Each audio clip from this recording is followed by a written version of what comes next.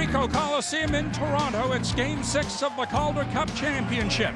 The Texas Stars and the Toronto Marlies, and the Marlies were the first of 2 attempts to win a coveted championship. Hi everyone and welcome to Raucous Ricoh. A fabulous building. In fact, buildings in Texas and here have been packed for each and every one of these games. They've added a bunch of seats in beside me here tonight. Those seats are filled and a crowd of around 8,500 fans expected to watch this game here, hoping to see their Toronto Marlies win. Big news for the Marlies on the injury front. Travis Dermott, who sat out previous game because of an upper body injury, took the warm-up. He's been deemed good to go. Andrew Nielsen will come out. Dermott heads back in. Toronto 10-1 in the postseason at home. That only loss coming just a week ago to these very same Texas Stars. Plenty of ambience in the building. We'd like to provide you with a piece of it. So the next voice you will hear will be that of public address announcer Simon Bennett.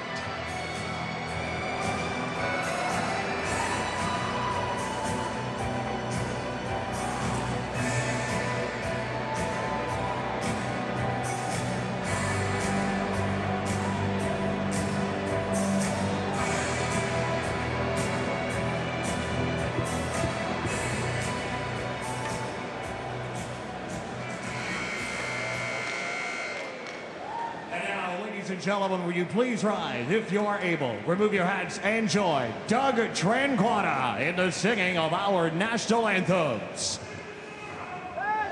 Oh, say, can you see by the dawn's early light what so proudly we hailed at the twilight's last gleaming, whose broad stripes and bright stars through the perilous fight o'er the ramparts we watched were so gallantly streaming, and the rockets' red glare, the bombs bursting in air, gave proof through the night that our flag was still there.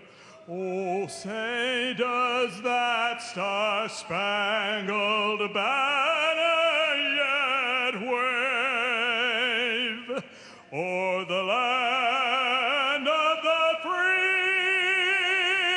and the home of the brave? Oh, Canada, home and native land, true patriot love in all of us command.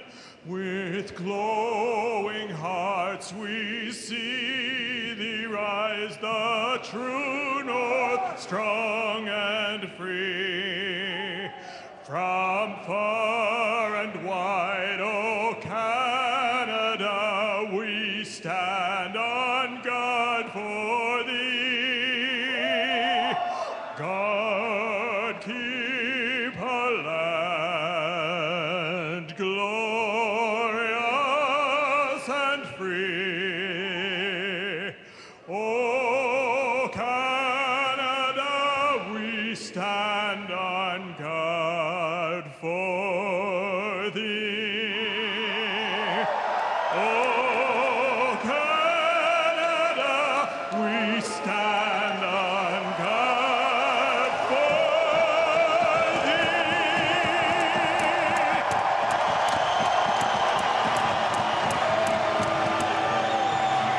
Championship hockey has come to Toronto this June, and the regulars of Ricoh has been joined by a hungry home crowd, and they are ready for more.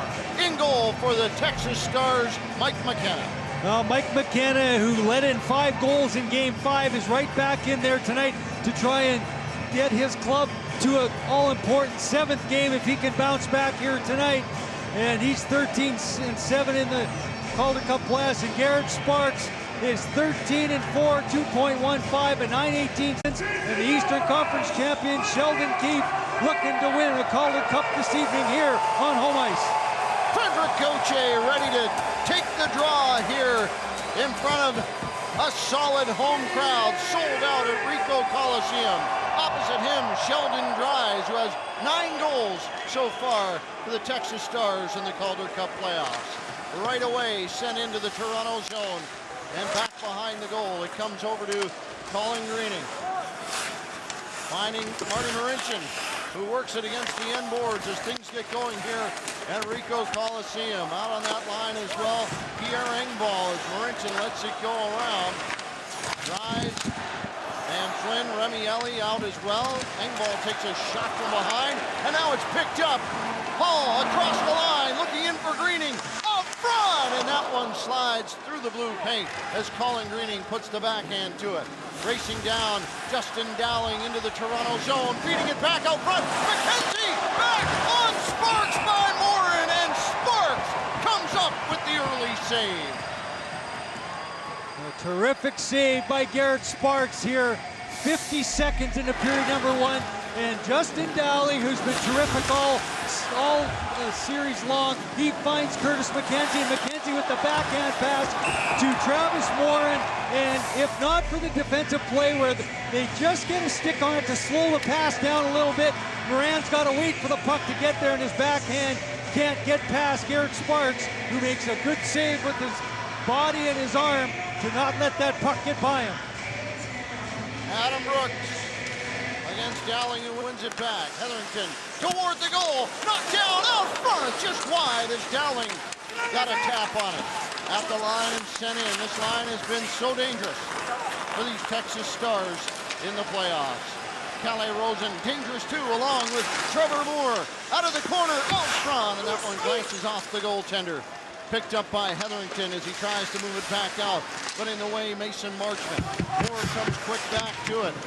Hetherington moves it again. This time up to Dowling. He's going to gain the red line and send it in on the goaltender. Loverde. Back over for Rosen. Had a little trouble with it. It's played back out into center. Grunstrom trying to get to it, but it's hammered back in. Loverde from behind his own goal. Good pace early here by both these clubs. Justin Hall down the left side, ahead at the line. It's offside as Merrill Altonen and Justin Hall try to combine to bring it back inside the Texas zone. Well, and you see Travis Dermott back in the lineup here tonight. He sat out game number 5 in Texas with an injury, and I'll tell you, full marks for this young man to bounce back. You suck it up when the team needs you the most, and here with an opportunity tonight to win a Calder Cup championship, he wants to be part of it.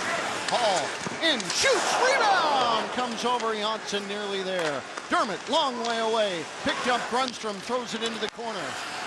Turning around on it, Regner gets it up ice, and here comes Rope Hintz, working in against Dermott, feeding it across the ice, but it is off the man in Hetherington's side of the goal as Garrett Sparks directs it away.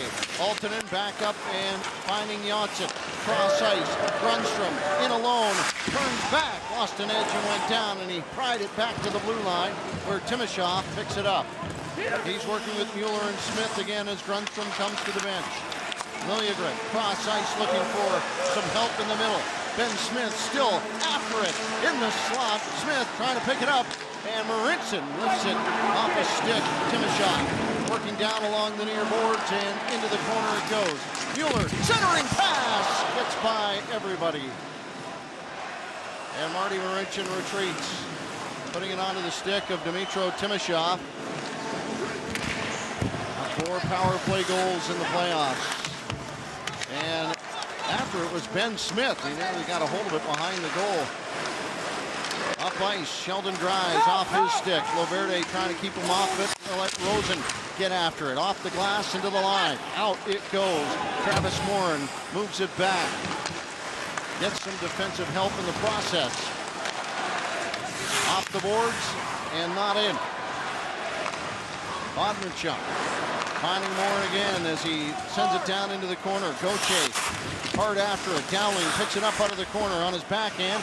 Moves it back to the line. Bodmerchuk working over to the far side. Greening has an eye on him. McKenzie and Loverde go to the corner after it. Greening comes in and fights his way to the puck and picks it up. He's got Engvall heading south, and now Greening across the line, drops it back, but it's offside. Now Toronto Marlies trying to get some speed through the neutral zone and back off the Texas defenders. And Frederick Gauthier just steps offside, so we'll get changes on both sides here as we've played just 8 seconds, less than 4 minutes here in period number 1. Shots favoring the Texas Stars, 3-2 so far in this one. L'Esperance wins it back to Nyberg, who is in the lineup tonight. He was scratched for the last 5 he got in game 1 of this series. Sparks clatters off the glass, and Marchment sends it back out. Moore nearly captured it and had a little bit of speed.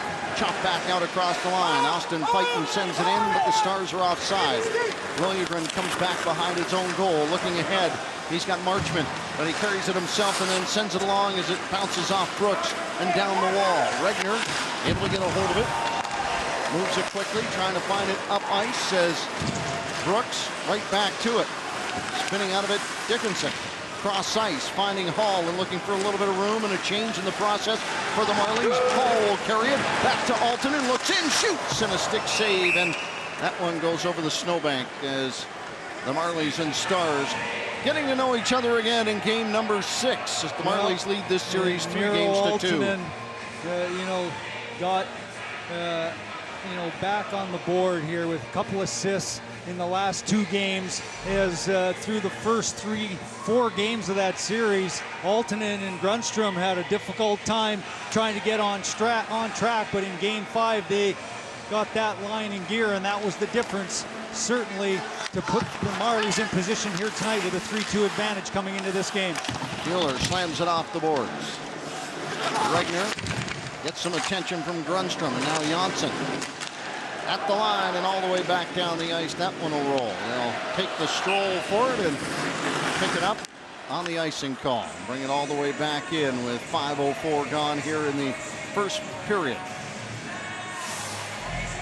Well, look at the last games that occurred, including that game number 5, 6-2 convincing win. Well, and after the first 4 games were highly contested, each one a 1-goal hockey game, and the Marlies break out with a pair of goals 47 seconds apart after getting the initial goal a minute and 32 seconds into the hockey game, and that was the Regner difference. stumbles. Here comes Janssen after it, and now Regner on a second effort is able to get it out, and Remieli across the blue line working against Loverde and Rosen. They get a hold of the puck. Regner trying to get to the bench. It's his shot blocker that came apart, and he was tripping all over it. Offside as Grundstrom danced along the line, and the tune not to the linesman's liking. And there you get a look at the Westlock Alberta native. Brent Regner, he's going to go around the goal, and you see the strap of his shot blocker comes undone, and it's a Velcro strap, and then he goes to get up, and he has to sort of push with one foot on one knee, get to the bench, and he discards it, and we're going to play on, and he's been pivotal for the back end of the Stars in this series. He's got 3 assists in the 5 games. Velcro, it's a miracle fabric, but not so there. Archa sends it in. Off goes Marincin. Engvall along the boards, leads it back for Gauthier, and now they're going to have to find it and knock it back out. Gauthier picks it up across the line. Frederick Gauthier rips one on goal. That one high into the goaltender. I would think that if you're the Toronto Marlies, you're going to shoot from everywhere and get pucks to the goal. After McKenna gave up 5 goals in game number 5, looking to see if he can bounce back. Rip of a shot by Engvall. Here comes Hall. Looks in out front, and a little tip at the line, and back the other way as Marincin tries to pick it up. McKenzie back with Dowling off of Sparks, who makes the save. Engvall comes right back with Mueller across the line. Mueller shoots, and it goes off a stick into the glass. Ben Smith right back to it. Mueller on the end boards, holding it there, looking for some help finding Ben Smith, but it comes off the wall as L'Esperance sends it back up and out, and very nearly an opportunity on a misplay for Markuson as Timashov slams it back into the zone. Smith looking for Timashov. Dermott as well. Out of the corner, Austin fighting, taken away by Smith, but they do find Bayreuther. And now back through center, Markison working against Travis Dermott, keeping him out wide. And that shot goes up and out of play, and Loverde ends up in a little bit of tangle with Joel L'Esperance. The Toronto Marlies holding on here in period number 1. No score as Dowling gets a chance.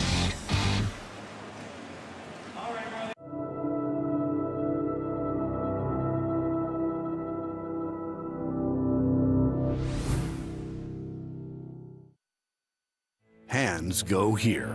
Feet go here. You know what goes here.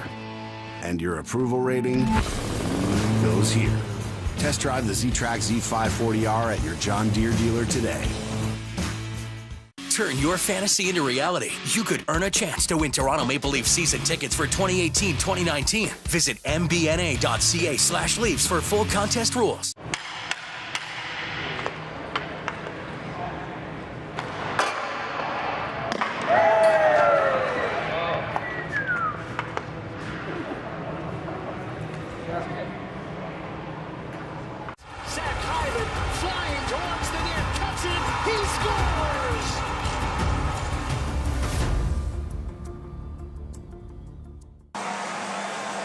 Justin Dowling's been terrific for the Texas Stars in this series. 2 goals, 6 points, and a couple of good chances in this hockey game. Martin Marincin is going to try and keep the puck in the offensive zone. It gets chipped away by Curtis McKenzie. So a 2-on-1 break between Dowling and McKenzie. Dowling elects to take the shot, and Garrett Sparks comes out, cuts the angle down, and gets the blocking glove on it to prevent the Texas Stars from opening the scoring here in game number 6. This will bring the draw to the glove side of Garrett Sparks. Dickinson, a little housekeeping before the puck ready to hit the ice. Adam Brooks opposite him. In the defensive zone, Brooks leans in, has a look, gets some instruction.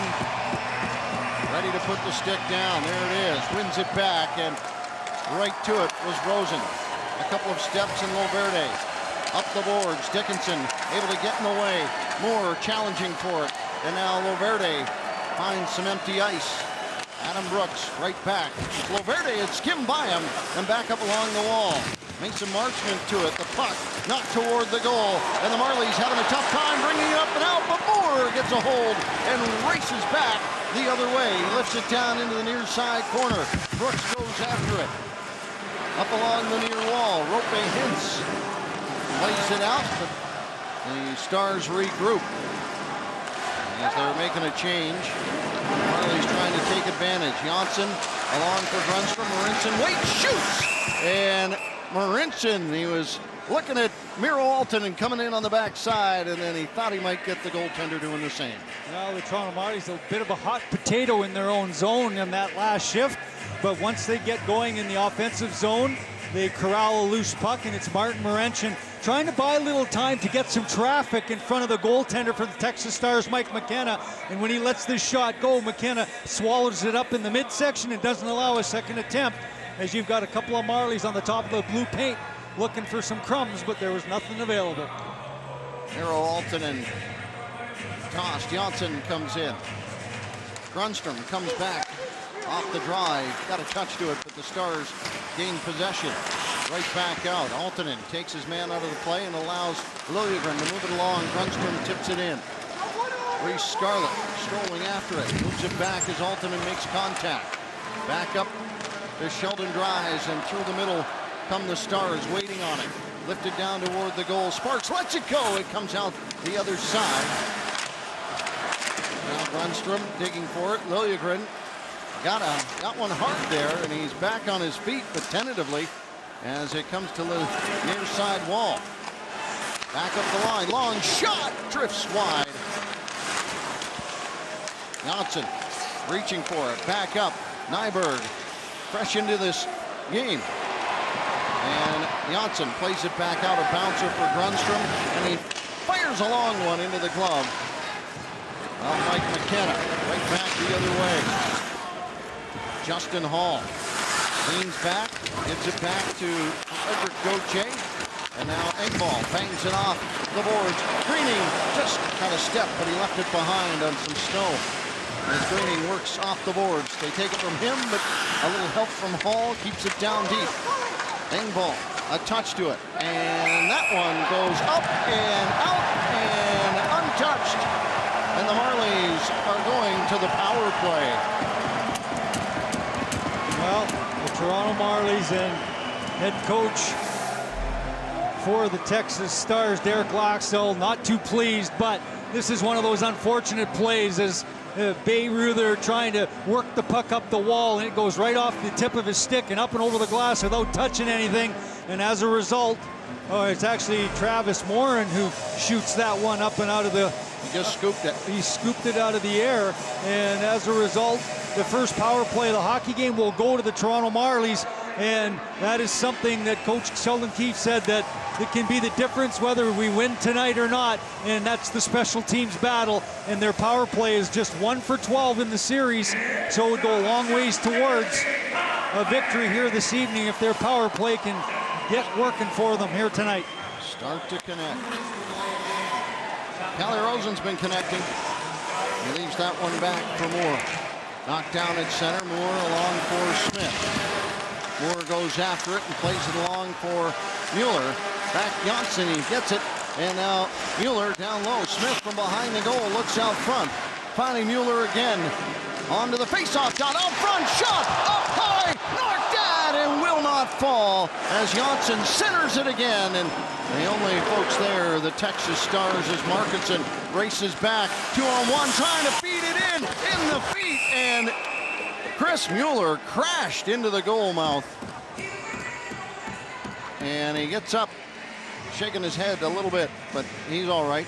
Well, the Toronto Marlies power play is trying to get on track. Ben Smith with an excellent pass. He gives it to Mueller. Then Mueller's going to give it back to Smith.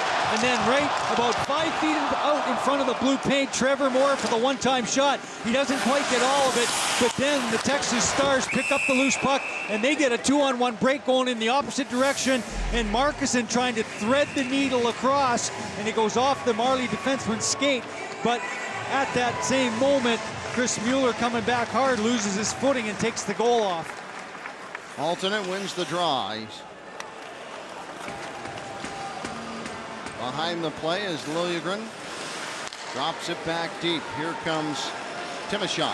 Up ice, trying to find Grunstrom. That pass off the mark, and the Marlies will have to start a ways away. They've got less than a minute with the extra man. Texas Stars penalty killers have been terrific in this series. 11 for 12 coming into this one. They've been real aggressive, but more importantly, they've stood up their blue line very well, forcing the Marlies not to be able to get in their zone and set up their power play. Leading it in, tipped it, dribbling along the blue paint, but McKenna is able to clean it up. That one looked like it had some intent. Well, you know, we talk about a lot of different players, the length of their sticks.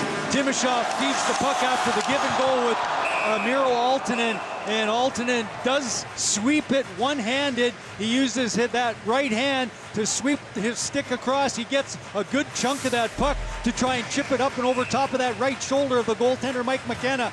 But McKenna does an excellent job of sticking with it, getting himself big in that butterfly position, and he gets that right arm up to make sure the puck doesn't get by him. Tricky save. Mike McKenna able to make that one. Dickinson plays it all the way back down the ice again. Callie Rosen comes back. Now Janssen out with Mueller, Moore, Ben Smith. Janssen steps into it. Steps by one. Cuts back in through center. Offside, and Ben Smith, he doesn't think so. But that's not how they saw it. They blow the whistle, and they'll bring it out across the line with 12 seconds left to go in the power play as Travis Morin will exit the box. Well, Ben Smith, a goal and 3 points in this first 5 games of the series. Again, here on the power play, trying to use their speed and just a little bit quick as Janssen making one last move to get the line across the blue line before he moves it, but it's offside. Sheldon drives Adam Brooks. One back and to the red line, but that's as far as it goes. Justin Hall cross ice. It's behind Marincin. And now we're back to 5-on-5 as Morin exits. And Hall tries to carry it across the line. He does. Gently to the corner. Nyberg is there, but so are the Marlies. But it pops up. Morin back. Left side, trying to feed it through to Curtis McKenzie. He does get it into the zone. Marincin there to pick it up. Ernie Marincin. And Justin Hall. And Hall had it wander on him. And it comes to Brooks, who moves it along to Moore. And Marchment going to the goal. Moore turns around, and Marchment spinning and falling, trying to get it back out front. Knocked down from behind. Adam Brooks to it at side of the goal. Marchment heads out front. Brooks still hanging on to it. Round behind, finding Marchment. He's got Greening out there. Knocked down. Greening looking out front. Shot! Stopped by McKenna. Not sure if Marchment quite got anything on that. Back to the blue line. Loverde retreats and gives it back to Travis Dermott. Back to Loverde. Across the blue line. He's got Engvall going. Shoots! In and out of the glove there of McKenna. They let it go, and Frederick Gauthier holds his man off. Bayreuther in behind the goal, jamming at it at the side door. Engvall turns around, dropping it back for Loverde. Looks out front, cuts in the backside, and boy, if he made contact with Gauthier, skate, it's a goal. Gauthier, cross ice, Dermott shoots, and knocked down out front. Well, it's both Bednarchuk and Greening. Out front again, little tip by Greening. In came Oltonen after it. And Dickinson plays it back out, and now a collision with the linesman. Well, Toronto Marlies with an excellent shift of controlling the puck in the offensive zone and working it down below the goal line, and then trying to find the late man coming in. Not quite being able to connect, but tiring out the defensive players here for the Texas Stars when you get shifts like that. That one goes off of Alton and Grundstrom. Back up high, pounded by Rosen. And now stepping, Janssen was looking for Grundstrom. Rosen picks it up again, looking out front. That one will be scooped up by Mike McKenna, who gets a hold of it and gets a whistle. And they needed it. We'll be back with more Scotiabank Toronto Marlies hockey. It's the facts of the game that there's probably more capable players than there are sweaters every night in the NHL. I think I'm still in that part of my career where I'm trying to earn it every day and gain that long-term security. When you're out of the lineup, I think you've got to continue to put the effort and the intensity level in it. At the end of the day, it's got to translate. You got to go out and you got to do it when the lights are on.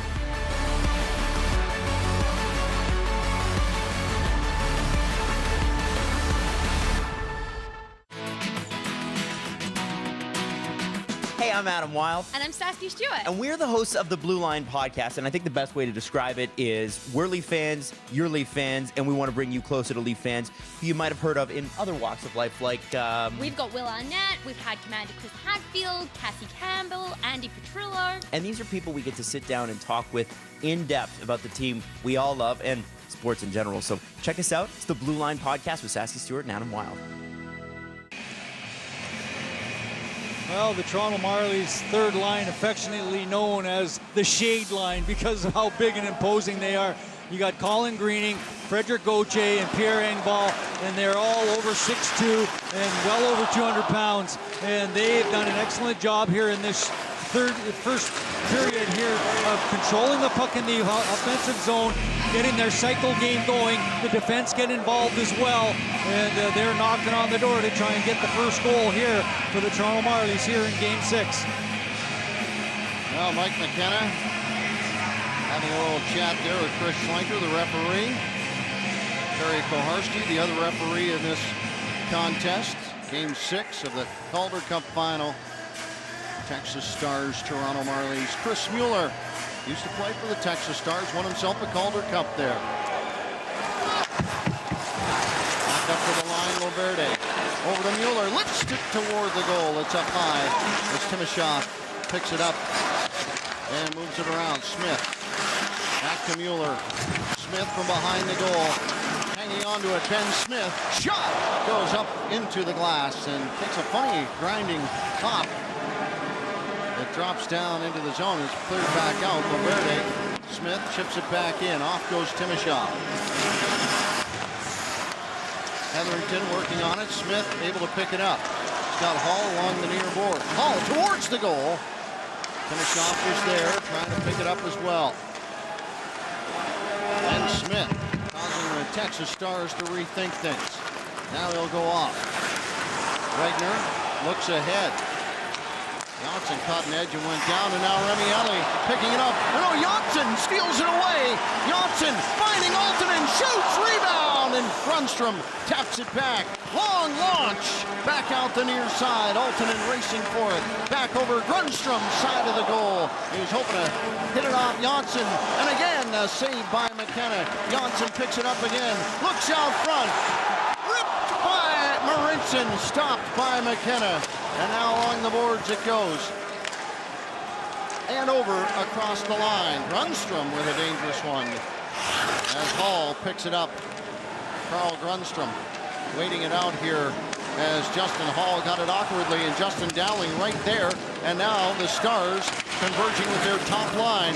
It's been so dangerous throughout the playoffs. Brooks moving it quickly, finding Moore. Marchman fighting his way to the goal. Moore gets some help from Marchman. Out front, Adam Brooks on the wraparound. Lifts it up and stopped by McKenna. Back up Loverde. Great save by McKenna. Tipped out front, a roller toward the goal.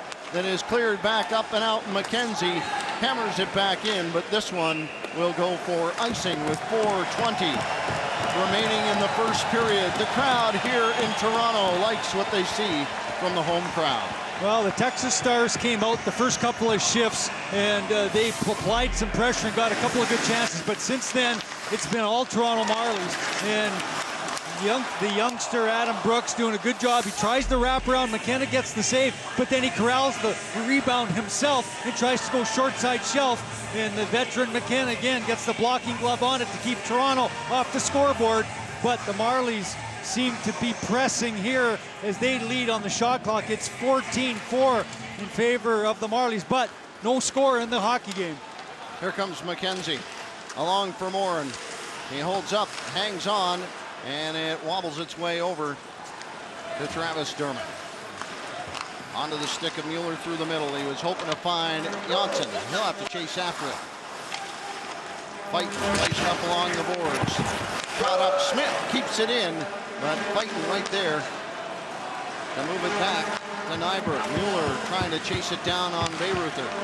Fighting moves it back out into center, but Hall cuts it off. And now Justin Hall waiting on it out front, and he puts it right on goal. Ben Smith waiting for a rebound, but Mike McKenna soft on that one as he swallows it up. We'll be back with more Marlies hockey in a moment.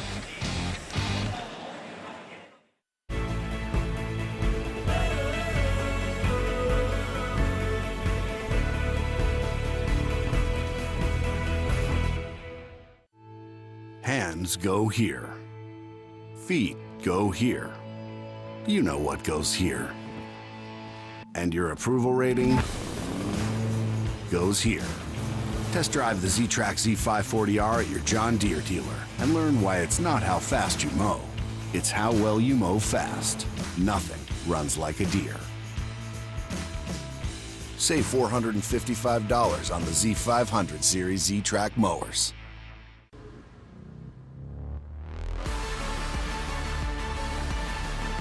I'm Jake Gardner, and you're watching the Leafs Nation Network.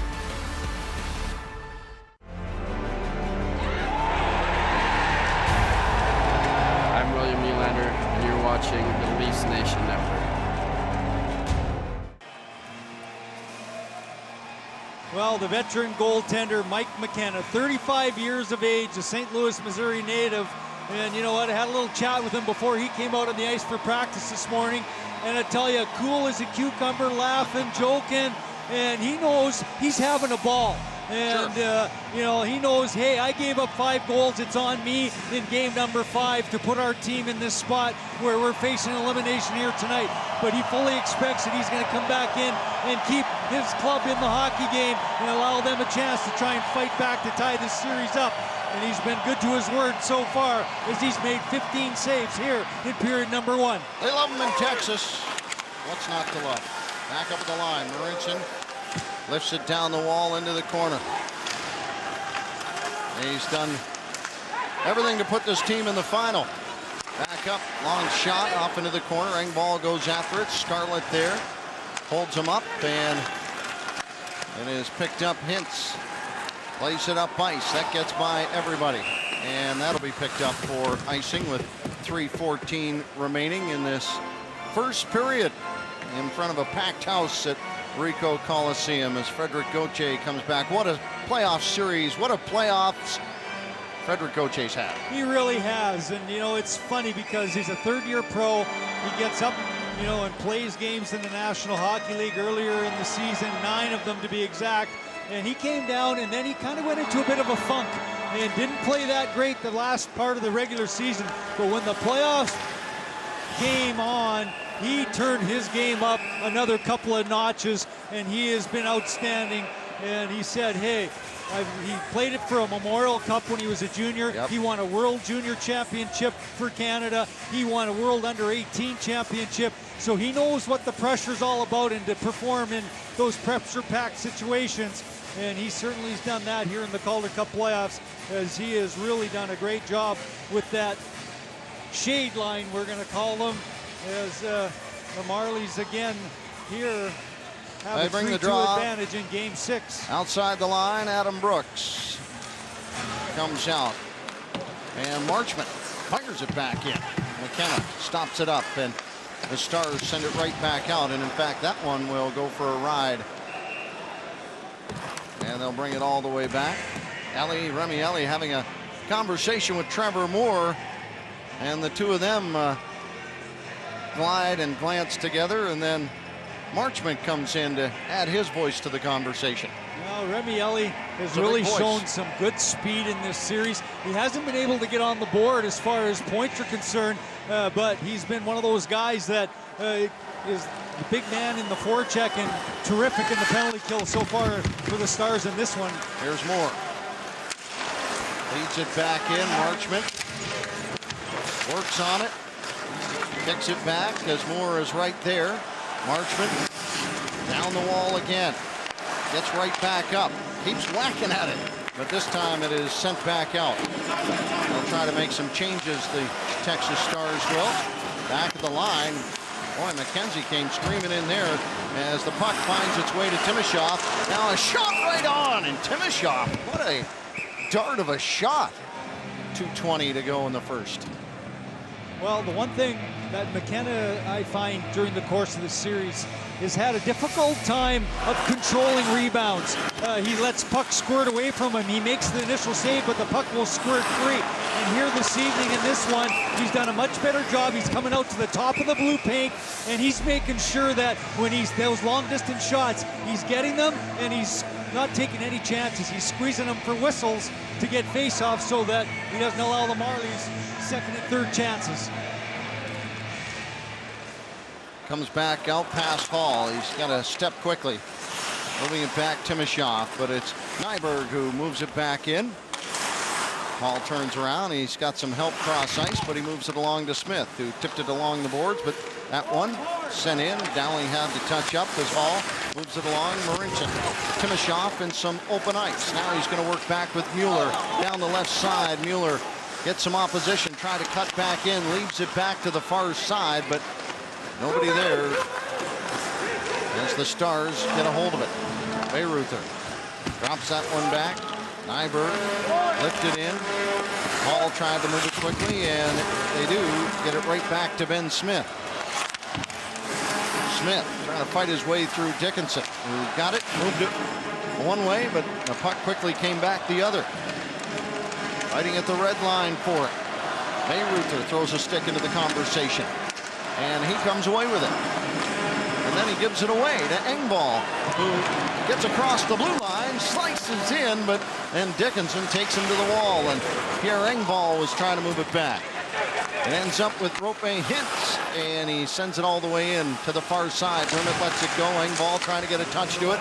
Puck still there. Dickinson has Hintz going to the goal, and it is played back to the line. Scarlett, last minute of play here in the first period as Dermott comes back from behind the goal. Hintz gets a stick on it again. It pops up. Wagnerchuk takes a shot from behind and a hand pass, and it's coming out across the line for the face-off.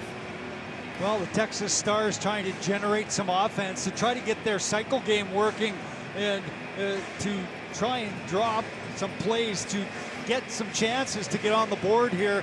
44.1 seconds to go here in period number 1. And they had the first couple of shots early on in that first shift or two, and since then they've only managed just 2 more shots, so 4 shots on goal. And that's something where this Toronto Marlies team has done such a terrific job defensively, is not allowing teams to get too many chances. Johnson comes back off the draw. Hetherington races back for it. 40 seconds. In this first period, the Stars long pass up, trying to get by Hall. They don't. Marincin taps it back, and the Stars regain it. Sheldon Dries all the way back in. Sparks will touch it behind his own goal. Play it off into the corner. Dries there to pick it up, and he tries to step around Marincin, as many have before, and not succeeded. Through the middle. Brunstrom there to pick it up. Less than 10 seconds. Marincin. Looks like he's just going to protect it as he sends it back up for Janssen, and they indeed are. After 20 minutes of play, the Toronto Marlies and the Texas Stars in game number 6 are tied up at 0 apiece. The Marlies out shooting the Stars 16-4. Stick around, we've got plenty to come in the intermission of game number 6 of the Calder Cup Finals. This is Scotiabank Toronto Marlies playoff hockey.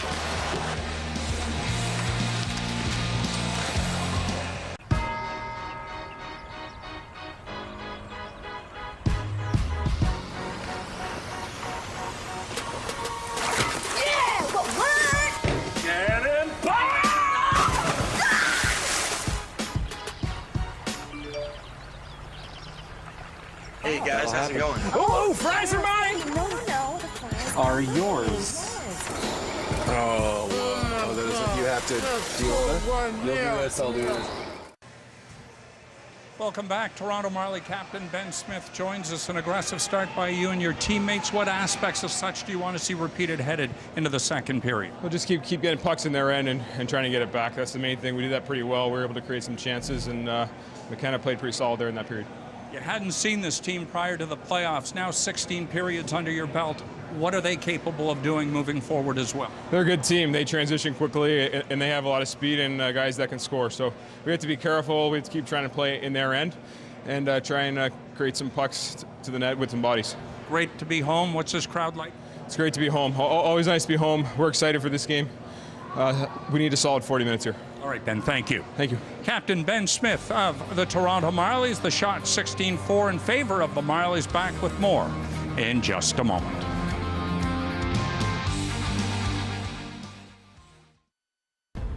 Sometimes the best growing opportunities, there's those little speed bumps in life. You need to take in the next step because they challenge you mentally and physically. And I'm real proud of our group, proud of our players. A good job of getting better and working hard.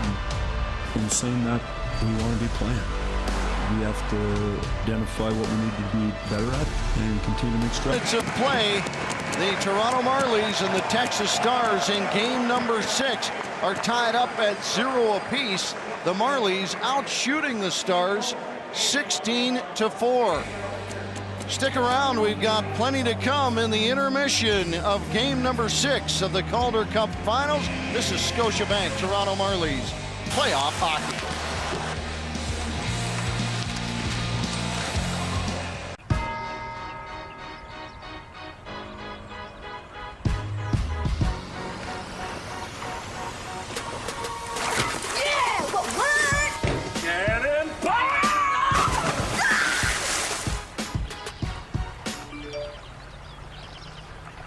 Hey guys, how's it going? Oh, fries are mine! No, the fries are yours. Oh, well, you have to deal with it. You'll do this, I'll do this.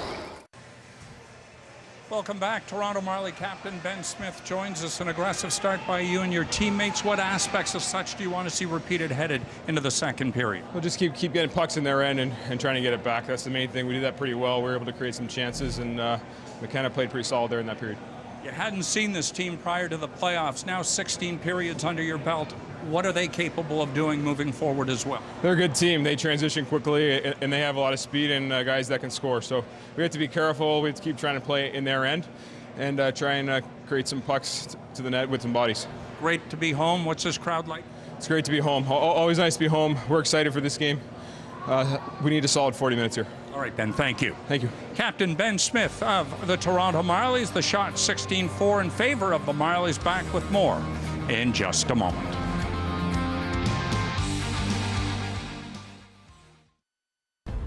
Sometimes the best growing opportunity is there's those little speed bumps in life. You need to take in the next step because they challenge you mentally and physically. And I'm real proud of our group, proud of our players. A good job of getting better and working hard. And in saying that, we want to be playing.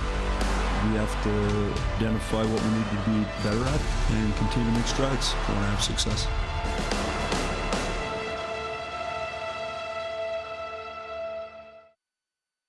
Before the season gets underway, Leaf players both past and present sit down for a hilarious heart-to-heart. There you go. It's not happening. Behind the scenes like you've never seen them before on Leaf to Leaf.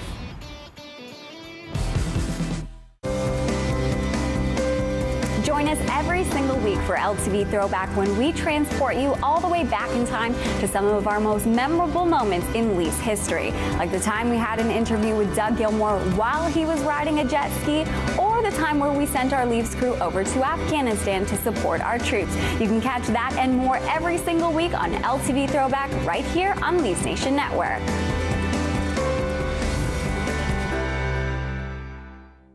So you've seen your favorite buds battle it out on the ice, but have you seen them battle it out in NHL 18? Well, guess what? It's preseason bonding time. The Toronto Maple Leafs NHL 18 face-off goes down. Oh, no. You suck. Let's go! Let's go! Yes! There's no way. Yeah! You can only catch it on Leafs Nation Network. Holy shoot, is he a player?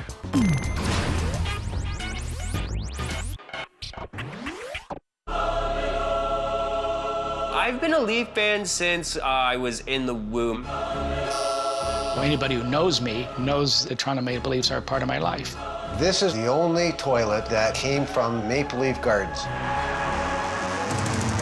Go, Leafs, go! Go, Leafs, go! Go, Leafs, go! Yeah!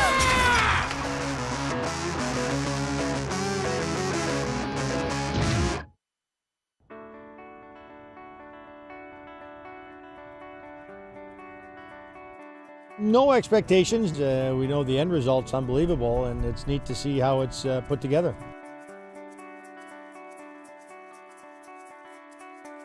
I didn't know what was going to happen. You'd have done all right back in the 60s.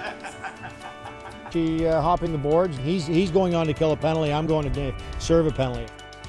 It's neat to see what he starts with. You're using 2D pictures to make a 3D image, and it's unbelievable the talent.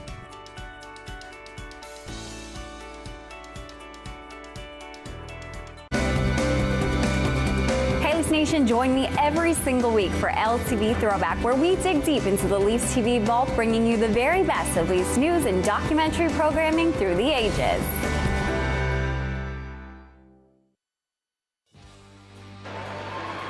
Toronto proud to announce from Sweden, Timothy Liljegren.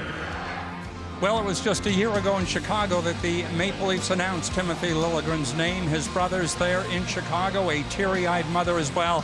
It was a proud moment for the Liljegren family, and especially for his mother. Well, a year under his belt here with the Toronto Marlies, and still just 19 years of age, he continues to grow both physically and emotionally, and it's just a matter of time before he takes a regular role with the big club, the Toronto Maple Leafs. Coming up now, a chance to go one-on-one, Todd Crocker with Timothy Liljegren.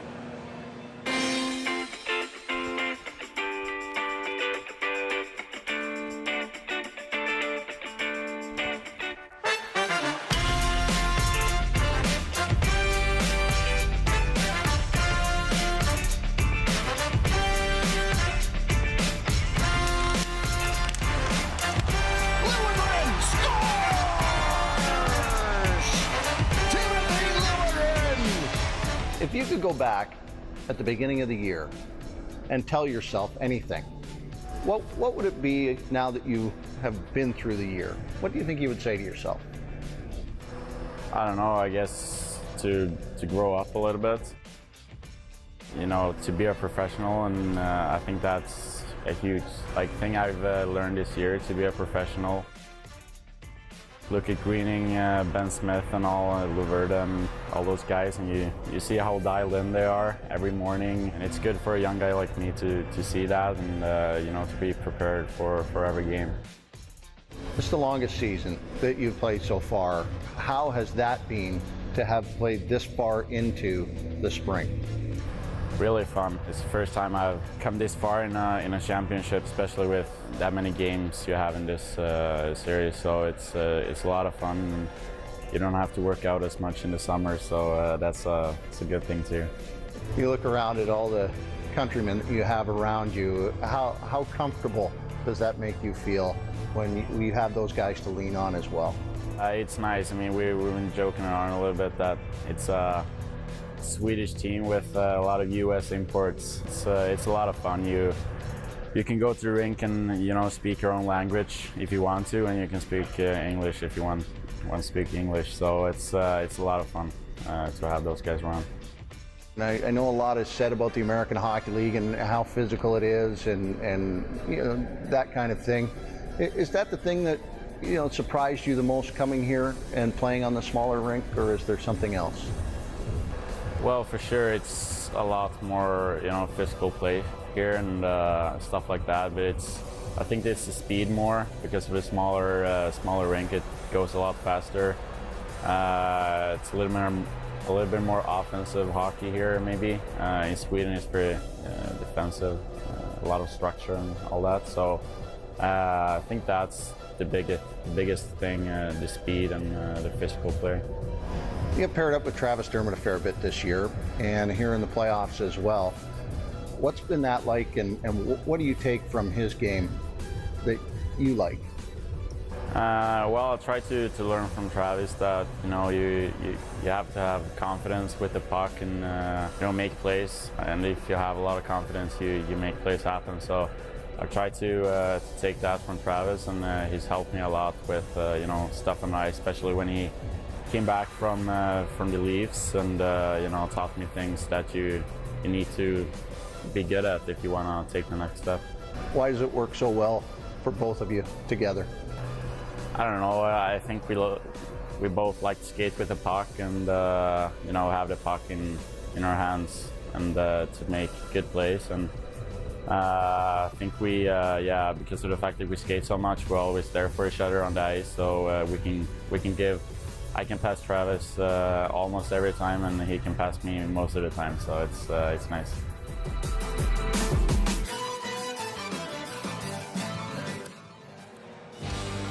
Hockey fans, get closer to Marlies action by becoming a Marlies Insider. Receive exclusive access to Marley ticket offers, contests, experiences, content, and much, much more. Register now at marlies.live/insider. 0-0 after one period of play at Ricoh Coliseum in Toronto.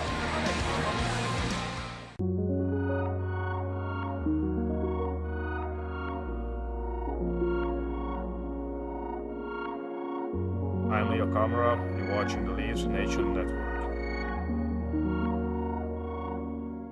Upgrading. Inserting shock absorber. Customizing pressure. New Schick HydroSense protects skin from irritation. The shock absorb technology auto-adjusts to you. New Schick HydroSense.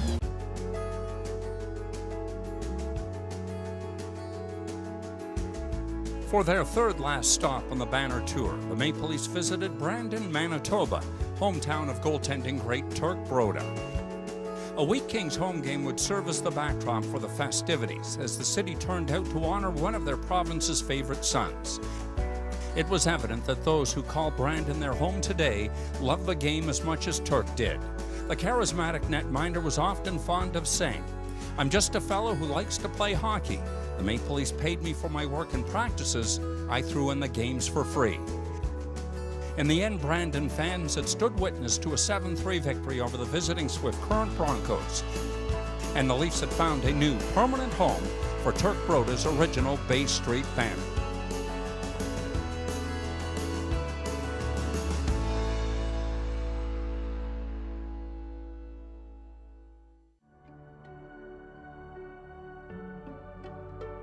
Boom went the puck as he scored once more. A snap of the wrist was how he did score.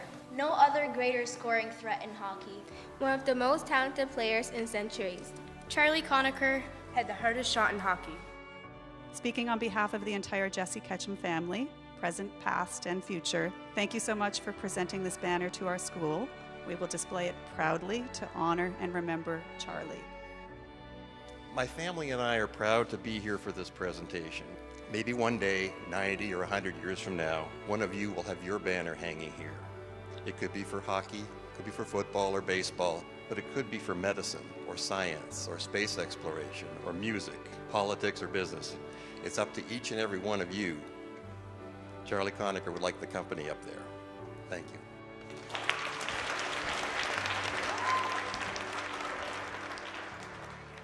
Hi, I'm Saskia Stewart. And I'm Adam Wilde. Together, we're going to be bringing you a podcast each week here on Leafs Nation Network. And we're going to take you behind the scenes with some of the personalities you know and some stories that you definitely don't.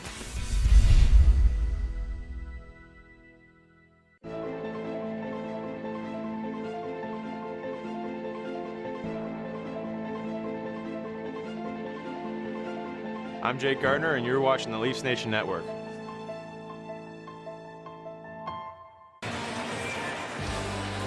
Welcome back to Ricoh Coliseum in Toronto. The Stars and the Marlies in Game 6 of the Calder Cup final. It is scoreless so far. And Bob, this started out with a fairly physical presence in the first few minutes of this hockey game. Well, both these clubs trying to establish that physical tone, no question about it.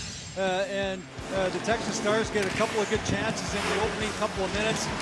But then now you're into Game 6. It's a bit of a dislike for each other. But the one thing I like about the physical play is that guys are being disciplined where they're keeping their gloves down, sticks down, and some chances. That was a break by Justin Dowling. Justin Dowling, and Sparks with a good save. And then the Marlies had a couple of different shifts where they were knocking on the door big time, but Mike McKenna has done a real good job in this hockey game of making sure that when he gets pucks, he's corralling them, swallowing them up, and not giving that second and third opportunity as he did a couple of times throughout the course of this series, including the game the other night in which the Marlies won 6-2. Well, the Toronto Marlies are simply out shooting, and in the better part of that first period, out-chancing the Texas Stars here in the first period. But it remains 0-0.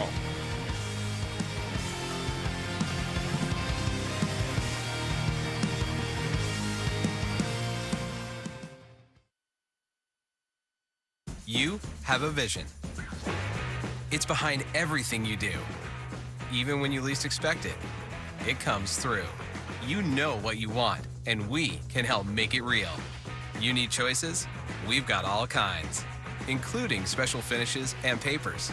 And they're all absolutely guaranteed because you have a vision and we have your card. Standard business cards start at $9.99 when you enter promo code TVDEAL at vistaprint.ca. Hands go here. Feet go here. You know what goes here. And your approval rating goes here. Test drive the Z-Track Z540R at your John Deere dealer today.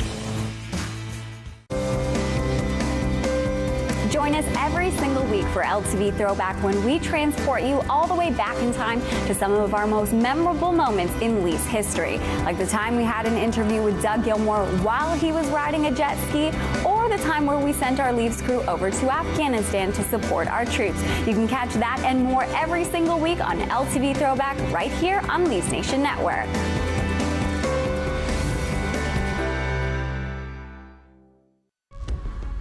It's the facts of the game that there's probably more capable players than there are sweaters every night in the NHL.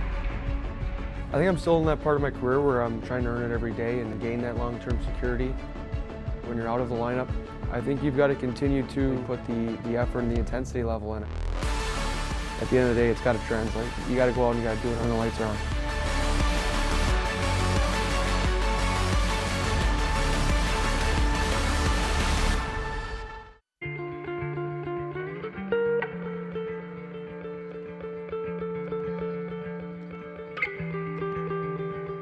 Frederick Anderson, and you're watching the Leafs Nation Network.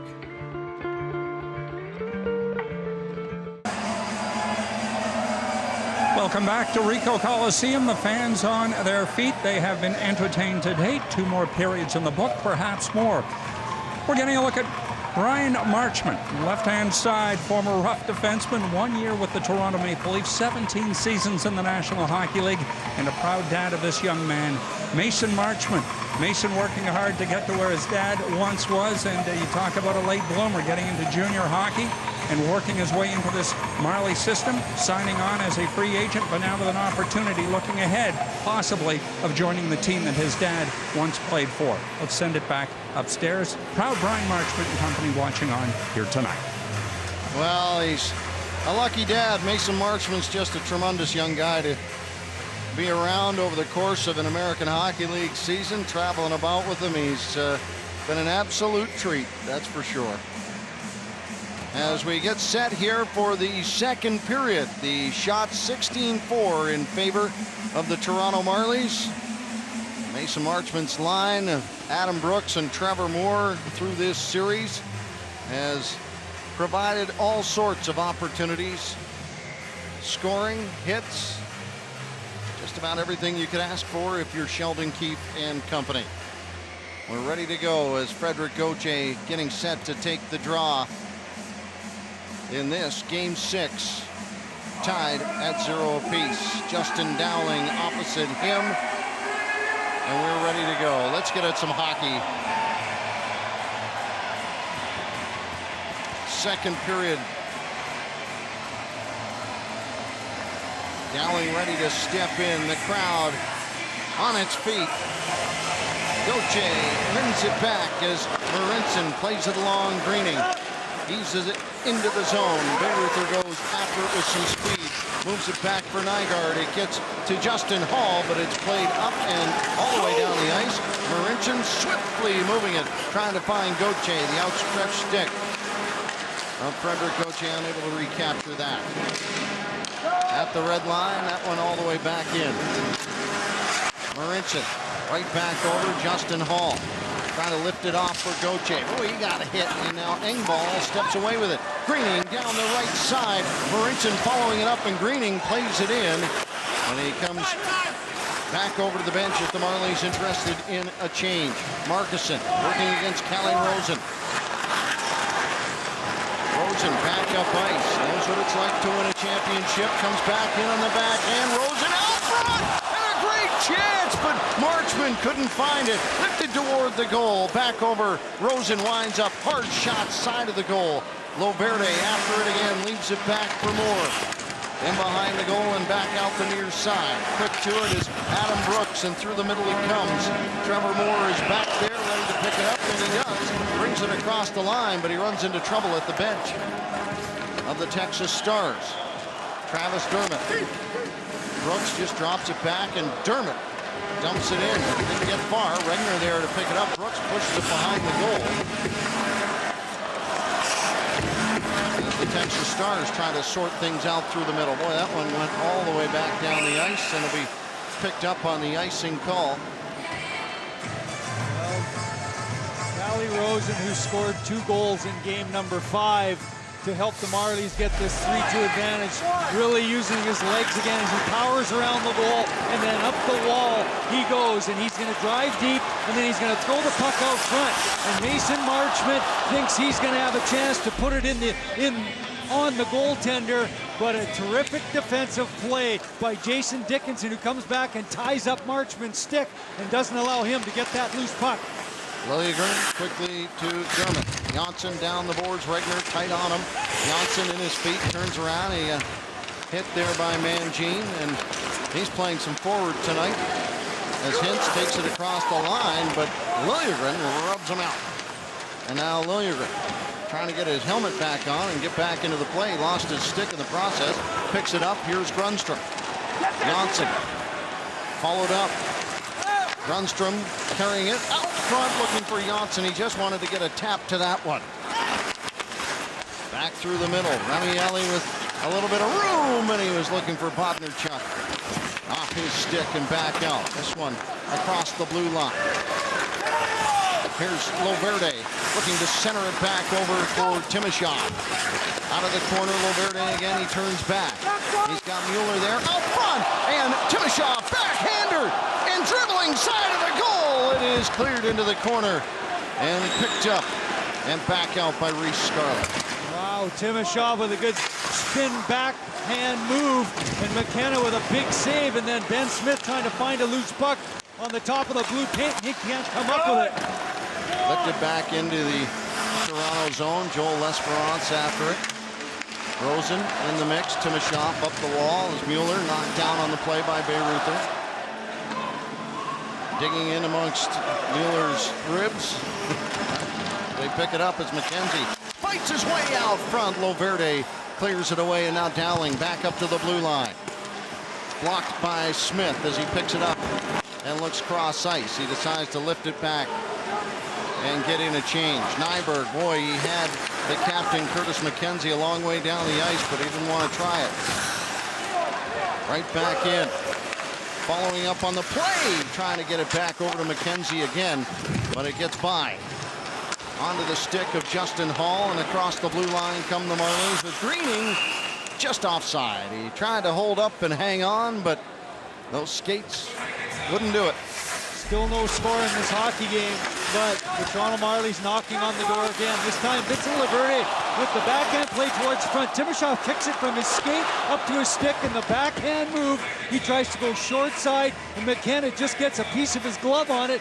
The puck squirts away, but on the doorstep was Mueller, and he can't quite pick up that loose puck, and the Stars clear the zone. So Toronto still trying to see if they can get that opportunity to score the first goal of the hockey game as they continue to lead on the shot clock. It's now 18-4 in favor of the Toronto Marlies, but no score. A little touch, gets it up to Gauthier. Scott Hall heading down ice. Marchment was in the middle of that too, as Marchment now out with Greening and Gauthier. Markinson back up ice. Gauthier, Marinson, long pass, and that one travels up and into the concourse area. As Colin Greening comes back over the bench, got to believe they'll make a change here. Everybody will. Some fresh legs as we get the draw at center ice. That'll bring out Miro Altonen to take the draw. Opposite him, Rope Hintz. Hintz won it back, and the Stars. Altonen trying to move it back along for Janssen, but it was just behind him. Back across the line. Altonen goes chasing, but Hintz is there to pick it up. He tried to center it, and now it comes back. Hintz, a great chance, shoots, and it goes off the body and off into the corner. But boy, did that one look like it had some eyes. Here's Janssen spinning around. Scarlett trying to take it off of him, and Dermott comes back for a little protection. Mangine right there as the puck squirts back over to Janssen. He picks it up and right back the other way. McKenna came back out into it. Hintz, he's got Flynn chasing it up, and that pass centered but by Flynn. Well, good shift by the Stars, and Hintz was the guy that got things going on a couple of different occasions, but can't quite connect with that pass. To turns Flynn around, center back out, hard shot by Brooks, but up into the glass. And now Moore chases it down again. Brooks waiting for it. Out front, trying to find Loverde, who had snuck in. Marchment again lifts one to the goal as it goes side of the goal and comes out the near end. Loverde comes back, pushing it back to Brooks. A great shift by the young line of Marchment, Brooks, and Moore. Rosen with a little bit of room to run now. Through the middle, trying to feed it along to Moore. He'll have to do some work. Into the corner. Picked up by the Stars. McKenzie doesn't get it out. Moore out to chase it down. Oh, he'll go off. He at the end of his shift. Timashov invested in trying to knock that one down. It's Lesperance across the line, but it's offside, and they back up. Through the middle. Hall, smooth skater across the line. Gets down into the corner. Bayreuther gives him a touch. To the far side it goes. Dowling Trying to move it back out cross ice. McKenzie there protects it and moves it back to Bayreuther to the far side. Past Dowling as Marincin turns to get away from him. Shovels it up the boards and takes an extra shot in the process. Trying hard back out front. Here's a chance. McKenzie scores. And the crowd hates it. As Curtis McKenzie decked Marty Marincin. Take a look at this. Well, the Texas Stars draw first blood in this one, and it goes to the corner. Martin Marincin comes back to play the puck. He gets bodied by Dowling on the play, and then the second hit by Curtis McKenzie when the puck is already gone. So the Stars get away with one in this situation. There's no doubt about it, because that's a hit when the Toronto Marlies have the puck. It goes off a Marley player, and Dowling chips it to McKenzie, and he makes no mistake of pulling it from his backhand to the forehand and shoveling it underneath the goaltender, Garrett Sparks. And the Texas Stars have gotten the first goal of the hockey game with 13:14 to play in period number 2. And McKenzie's 11th goal, which leads everybody here in the Calder Cup playoffs. And a big one at that as the Stars on the board. Moving in again. Here's Dickinson toward the goal, pops up and over the net. As Greening tapped off his stick, drives, shot right on, turned aside as Sparks only faced 7 shots now in this hockey game. Greening waiting, moving it down into the corner. Engvall right after it. Near side corner. Flynn in behind the goal again. And now how big is Mike McKenna and the pucks he saved in this hockey game. Here comes Janssen, right back at it, across the blue line, trying to cut in, hangs up, lost an edge, and still after it. And is knocked off a couple of sticks, and Regner is able to get a hold of it. Back through the middle with some speed. Mangine cutting in. Puck loose out front. Sparks getting back to his feet. Out front off the post. And now Hetherington as the Stars pressuring here with the Marlies. In the Toronto end. Stepping back along the near side, and it is the Marlies who recapture it.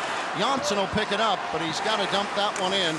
He doesn't get it far, and now the Stars get it back in across the line. Quickly Moore was off the bench, and he makes an impact as he comes back to it. Trevor Moore in through the middle and across the line. Waits, Marchman shoots, rips one right on goal, and Mike McKenna saw that one coming.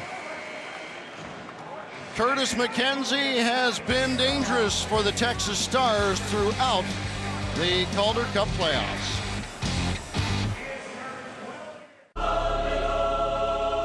I've been a Leaf fan since I was in the womb. Well, anybody who knows me knows the Toronto Maple Leafs are a part of my life. This is the only toilet that came from Maple Leaf Gardens.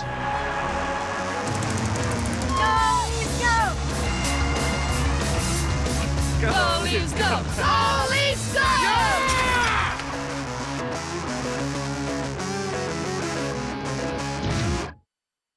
For 4 generations, Maple Lodge Farms has put family first. Within our family and the local family farms we work with, our principles remain the same. Keep things simple, keep it local, and if you want to get a family around a table, always start fresh. In that spirit, we invite your family to the table with fresh from the farm, air-chilled chicken. Always fresh, always local, always family. Maple Lodge Farms, still family first. Well, after the 1-0 goal for the Texas Stars, they're looking for more, and it's Matt Mangine, who's been relegated to going back up front as a forward here tonight. And he uses his speed wide. It's poke checked off his stick by goaltender Garrett Sparks, but then Mangine ends up with that puck again, and short side, he hits the goal post on the short side and out the other way, and the Texas Stars have gotten the first goal, and they almost opened up a 2-goal advantage here as the Marlies trying to get their game back on track after the Stars surprise everybody here in this Ricoh Coliseum is you got over 8,000 faithful thinking that the Marlies have this game in full control, and all of a sudden now are trailing 1-0. Here's Moore. He looks out front, drives behind the goal. Out for Brooks. He tried to just ease one to the goal. Here's one, side of the goal. And reaching out and grabbing it, dropping his stick in the process, Mike McKenna, as he makes the save. Boy, he looks invested in this one, Mike McKenna does. Yeah, he sure does. But the Adam Brooks line again, swarming all over the Texas Stars, looking to see if they can get the goal to tie this hockey game up.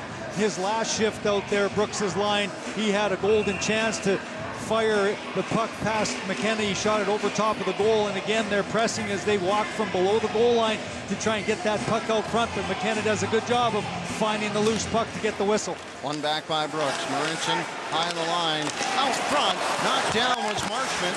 He gets back up and gets a hold of the puck. Moore looking to give it a touch as Brooks moves it back. Finding Marincin again. This one down the wall. Moore from behind the goal. They'll have to race for this one. Puts the feet on it. And now Moore comes back. Cross ice. Marincin off the boards. Waits over for Brooks, who is diving in on the backside, the stick side. Back up high on the line. Ben Smith looks, shoots, slams off the boards. Comes back to Smith with some help. And now Marchment trying to find Smith again. He does. Marchment behind the goal. Adam Brooks has Hall parked out front. Adam Brooks steps out, shoots. Boy, he was going upstairs. And Marincin again. This time at the line it is kept in, but the Marlies trying to change out a lot of pieces here. And it is sent back down the ice for Justin Hall as he gives it back to Marincin. Off the boards, Timoshaw. Slow roller, gives it back to Marincin. Cross ice, Timoshaw. Breaks in across the line, and he tried to fire it back in. McKenzie in the way of it. And now here comes Dowling with Morin. And trying to stay onside was Travis Morin. Getting in the way of it, Chris Mueller. Here's Smith. Back up the boards, not out. And now it does get to the line, but it's kept in as Timoshaw puts his foot to it. And out across the line it comes. Dimitro Timoshaw steps away from McKenzie. Off the boards and across the line, Ben Smith. He sends it in as the Marlies interested in a change. Timoshaw battles for it. Bayreuther looks up ice.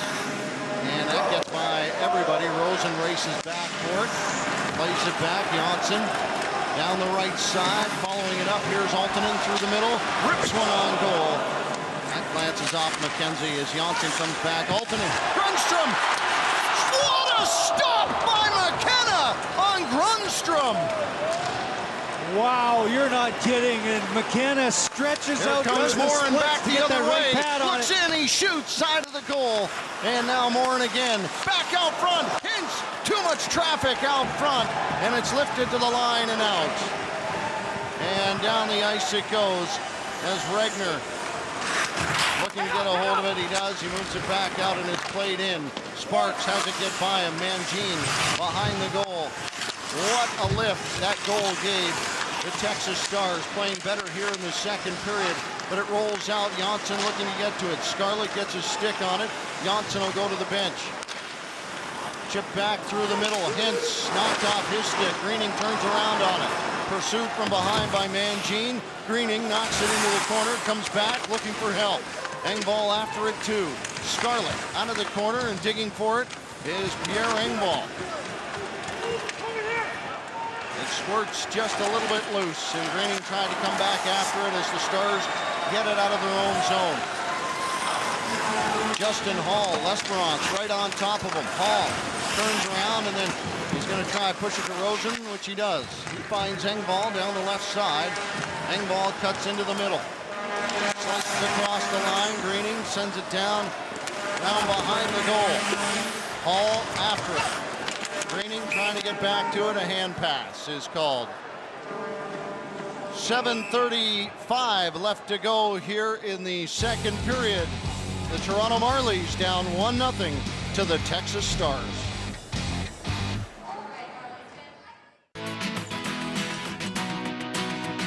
Hey, I'm Adam Wilde. And I'm Saskia Stewart. And we're the hosts of the Blue Line podcast, and I think the best way to describe it is we're Leaf fans, you're Leaf fans, and we want to bring you closer to Leaf fans who you might have heard of in other walks of life, like... We've got Will Arnett, we've had Commander Chris Hadfield, Cassie Campbell, Andy Petrillo. And these are people we get to sit down and talk with in depth about the team we all love and sports in general. So check us out. It's the Blue Line podcast with Saskia Stewart and Adam Wilde. Hands go here. Feet go here. You know what goes here. And your approval rating goes here. Test drive the Z-Track Z540R at your John Deere dealer and learn why it's not how fast you mow. It's how well you mow fast. Nothing runs like a deer. Save $455 on the Z500 series Z-Track mowers. Well, the Texas Stars goaltender Mike McKenna has been perfect on the night so far. 23 shots, 23 saves, and none bigger than the one here as mirror alternate spots Carl Grundstrom right coming down the slot area, and he tries to keep it on the forehand and shovel it underneath that right pad of the goaltender McKenna. And you just see him stretch out that right leg. He gets a toe on it to prevent the Toronto Marlies from tying up the hockey game at 1. And 7:38 to play here in this second period. Curtis McKenzie's goal, his 5th in 6 games, has the Stars out to a 1-0 advantage. Well, Carl Grundstrom, 3 game-winning goals in the playoffs. And what a year he has had in the playoffs for the Toronto Marlies. They need that line to come up big. Brooks off the draw, L'Esperance as Moore picks it up. Can't take it far. Austin Fighton sends it right in on goal, and Garrett Sparks will play it along for Loverde. He's got a little bit of time to work with. And now Rosen looks up ice. Long pass. Regner cuts it off. And right back into the Toronto zone again. Up the boards. At the line. Hetherington. Long shot. Sparks. Boy, it took a right turn, but Sparks had the right glove. Well, goaltenders in the game today have to be so quick with their reflexes, and because of the fact that all the different teams are trying for these high slot tips. And the shot from the blue line, and Remy Ellie gets his stick out there, and the puck goes from the right side to the left, and in a hurry, and Garrett Sparks, cat-like reflexes, corrals that loose puck, and we'll have a face-off to his right here in the Toronto zone. Gauthier in behind the goal, Marincin as Dickinson working to it. Up along the near side, Bayreuther chips it down into the corner. Gets back, Hall trying to keep his man off it. Sheldon drives back behind the goal again. Dickinson trying to step back out. He's got Justin Hall on. Back up high at the blue line. Engvall has a little time to get to this one. Dips it off the wall, and it's picked up briefly by Greening, but now Bayreuther over to the far side. Marincin, as the Texas Stars doing a pretty good job holding it inside the Toronto zone. And Justin Hall just lifts it back out into center ice, but Gauthier picks it up across the line. He's got Greening heading to the goal, and he sent it off the defenseman right off the boot. Greening back up, Rosen toward the goal, tipped, and a great stop, as Gauthier got a good chunk of that one. Yeah, nice redirection by Gauthier off the stick of Calle Rosen, but again, Johnny on the spot is Mike McKenna as he gets that right pad down in time. On one all the way down the ice. Flynn trying to pick it up off the boards. Hintz cuts in, puts it out front, centering pass, shot up into the glass. And off into the far boards. Again, here's a chance. Mangine turns around. Bodnarchuk, hard shot. Sparks with the save.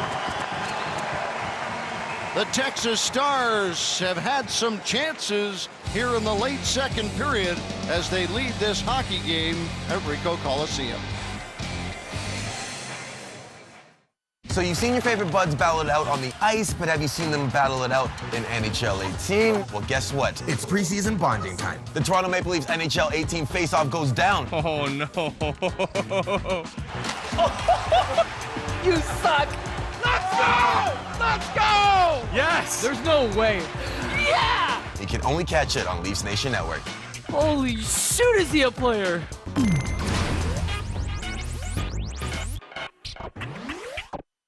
Jake has the ball and he shoots. Now there's Dane, and Dane has the ball. And there's Mia. She's the greatest. Other pass across.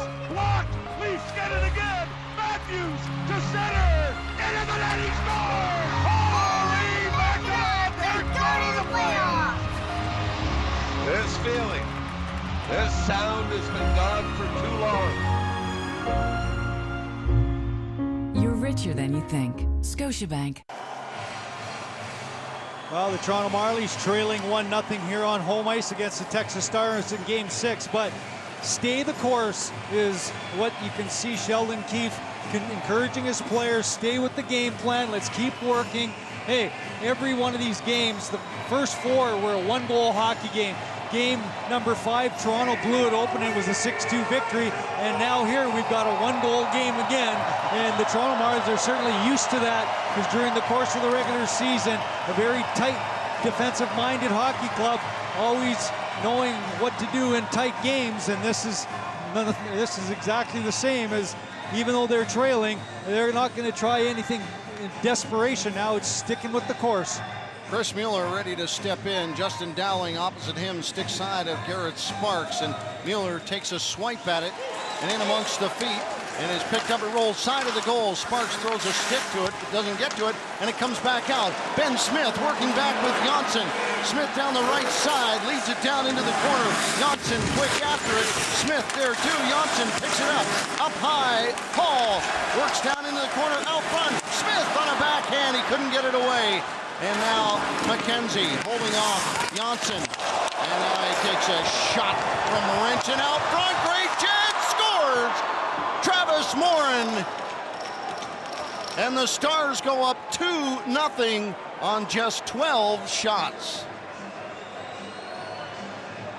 Well, the Texas Stars have silenced the crowd here at the Ricoh Coliseum, and they have struck again, and this time it is Justin Dowling, and the big hit by Morenton, but it's Garrett Sparks who plays the puck, and he doesn't get a good shot away. It's blocked by the skate of Dowling, and he's going to pick it up, and he's going to chip it past the Toronto goalkeeper. So a mental error on the case of the Marlies goalie, and it ends up in the back of their own goal, and it's a 2-0 advantage here for the Texas Stars. And the top line for the Texas Stars, both goals again here tonight. That's 10 goals during this series for that top line.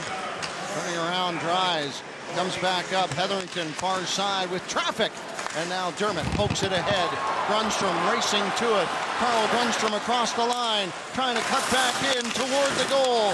And he is hammered into the net with 4:36 remaining. Carl Grundstrom trying to power himself back in, stick side of McKenna. Could not quite accomplish the feat. Well, he ran out of real estate on that play. It's a good job by Regner to not allow Grundstrom to turn the corner, and he ends up running into the side of the goal and taking the net off. But he wasn't going to make that play to be able to get out front again of McKenna. And Grundstrom, who scored a goal in that 6-2 victory on Thursday or Saturday evening in Austin, Texas, looking to see if he can get one back here for Toronto. It was 4:36 to go here in the second period, and they continue to trail 2-0 here to the Texas Stars.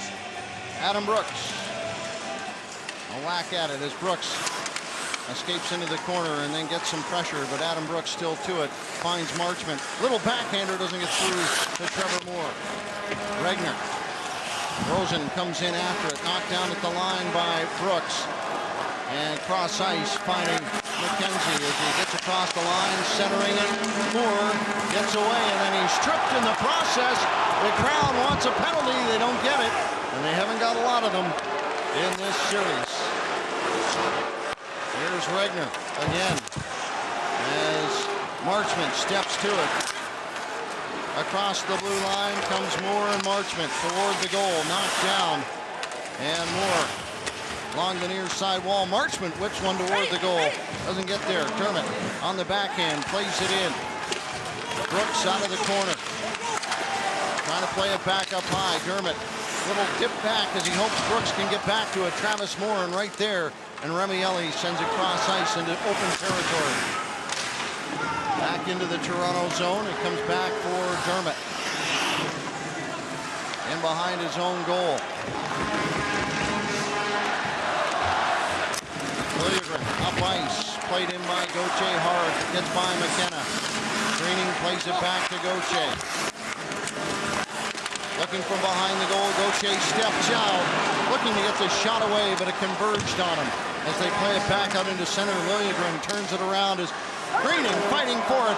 Fights him off. Shoots, scores!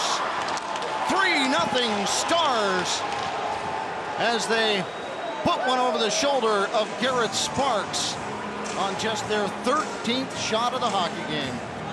Well, Austin fighting, what a terrific job of stripping the veteran Colin Greening of the puck just outside the Toronto blue line.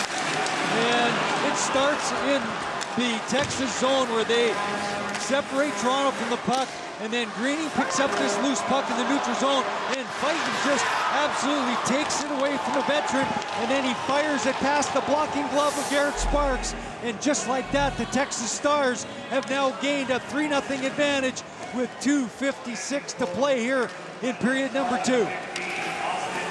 Timashov goes after it deep into the corner. There goes Smith as well.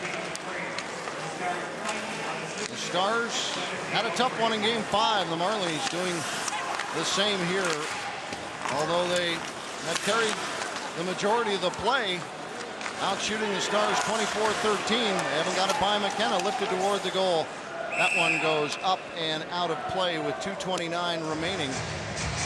The Stars have capitalized, Bob, on their chances, and that has made all the difference. No question about it. And you have to be a team that when you get a chance, hey, you were outshot during the course of period number 1 by 16-4, but your goaltender kept you in the game. And then in the second period, you get a break as the Marlies try to clear a puck out of the zone. It hits a skate, and then it ends up in the back of their net. And then again, the goaltender throws one away and gives it away, and it ends up in the back of your net for another one. And then the third one is a turnover just outside your own line. Here's Marchment from and behind now the goal. You find yourself in a 3-goal deficit. Back up high, Liljegren throws one down, and boy, it didn't miss by much. Brooks picks it up, throws one toward the goal. It doesn't get there, and it's lifted back down the ice. But boy, they're looking for Sheldon Dries, who is in behind Brooks. And now Liljegren and Rosen back up, and Janssen steps into it, trying for some speed down the wall, kicks it over to Brooks. Moore just could not convert on that one, and he spins out of it, and they both go down. As Trevor Moore fights back to it, the 2-on-1 from Brooks and Moore doesn't connect. Lifted back to center. And Loverde, Dowling winds up, hard shot, Sparks with the save. 1:28 left to go in the second period. Well, the Marlies fighting to get on the board here to get some momentum back on their side. Andreas Janssen kicks the puck to Adam Brooks, and then he has to make a little sauce pass to try and feed it to Trevor Moore, but he gets too much on it, and then he can't corral it, Trevor Moore, to try and chip it past the goaltender Mike McKenna. So the Marlies knocking on the door, but unable to come up with a quality chance to get on the score sheet. Frederick Gauthier in against Dowling. You have to know the Stars. They only need to win one. That was their mantra coming into this one. Lifted toward the goal. Doesn't get there. Tie the series up, and then Game 7. That's what they were thinking. Just win one. Then we'll see what happens. Knocked down and thrown out. Marincin turns around. Up 3-0. Boy, they put themselves in a great spot. Gauthier. Marincin trying to step back to it is Engvall. Less than a minute to go here as Gauthier keeps it in.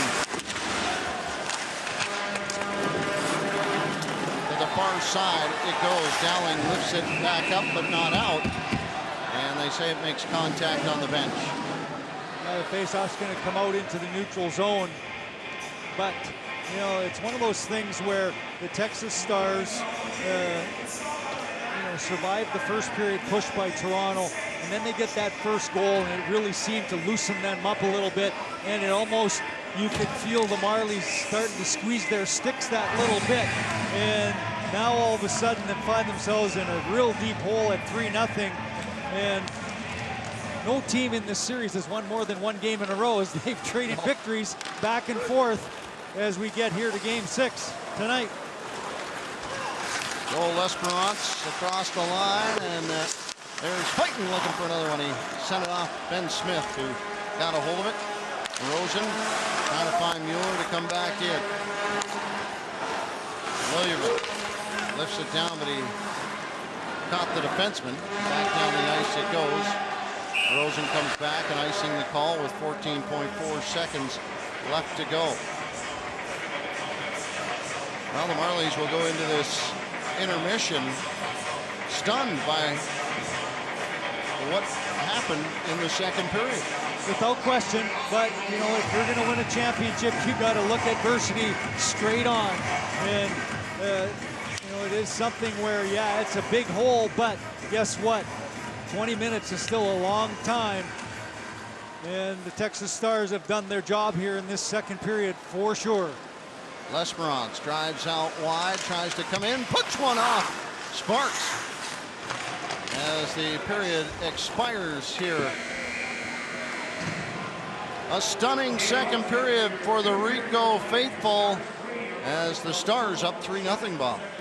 Well, the Texas Stars and Derek Laxdal said, hey, we're only here to try and just win one game. That's all we want. And so far, they've done a great job through 40 minutes. Let's go down to Paul Hendricks standing by with Travis Morin. Well, Travis, bend but not breaking. Your goaltender, Mike McKenna's given you the opportunity to do so with an outstanding first period. Knowing him as well as you do, I'm sure not surprised that he's performed as well as he has here tonight. Yeah, I think he was, pretty mad after last game. He didn't think he had his best game, and every time he's had a rough game, he's responded. He did the same thing here tonight so far, and we got some bounces here and we got a few goals. Forecheck, smash mouth hockey. Curtis McKenzie's opening goal to get things started, just the way you guys get things done, and would like to continue so in the third period. Yeah, I mean, we got to get pucks in deep, go down their D, get them. They're very mobile and they like to jump up in the play. They can't jump up when you're hitting them and knocking them down, and you get a little pressure, pucks turn over, and you get opportunities like that. All right, 20 minutes to go and possibly Game 7. Thanks for this. Thank you.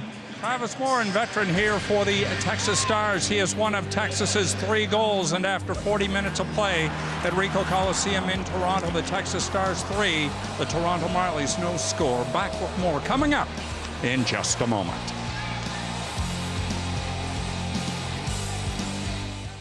Upgrading. Inserting shock absorber. Customizing pressure. New Schick HydroSense protects skin from irritation. The shock absorb technology auto-adjusts to you. New Schick HydroSense. Hands go here. Feet go here. You know what goes here. And your approval rating goes here. Test drive the Z-Track Z540R at your John Deere dealer today.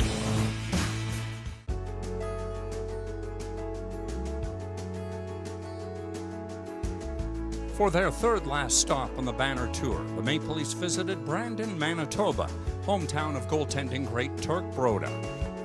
A Wheat Kings home game would serve as the backdrop for the festivities, as the city turned out to honor one of their province's favorite sons.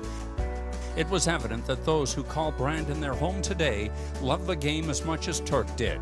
The charismatic netminder was often fond of saying, "I'm just a fellow who likes to play hockey. The Maple Leafs paid me for my work and practices. I threw in the games for free." In the end, Brandon fans had stood witness to a 7-3 victory over the visiting Swift Current Broncos. And the Leafs had found a new permanent home for Turk Broda's original Bay Street banner.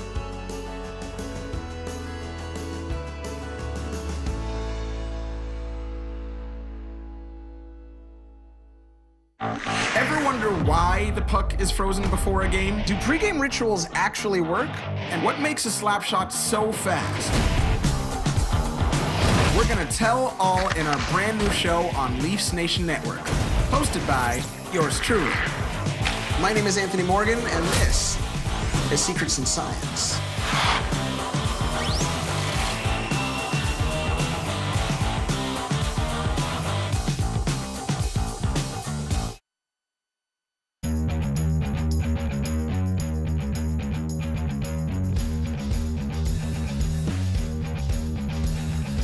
Ready? Hi, welcome to 20 Questions. I'm Justin Hall. I'm Trevor Moore. Let's get started. When is your birthday? March 31st, 1995. What's your favorite school subject? Probably math. Big math guy for sure. Favorite movie of all time? Probably Happy Gilmore. It's a classic. Who has the best jokes on the team? Probably Adam Brooks, I would say. How many pounds can you bench press?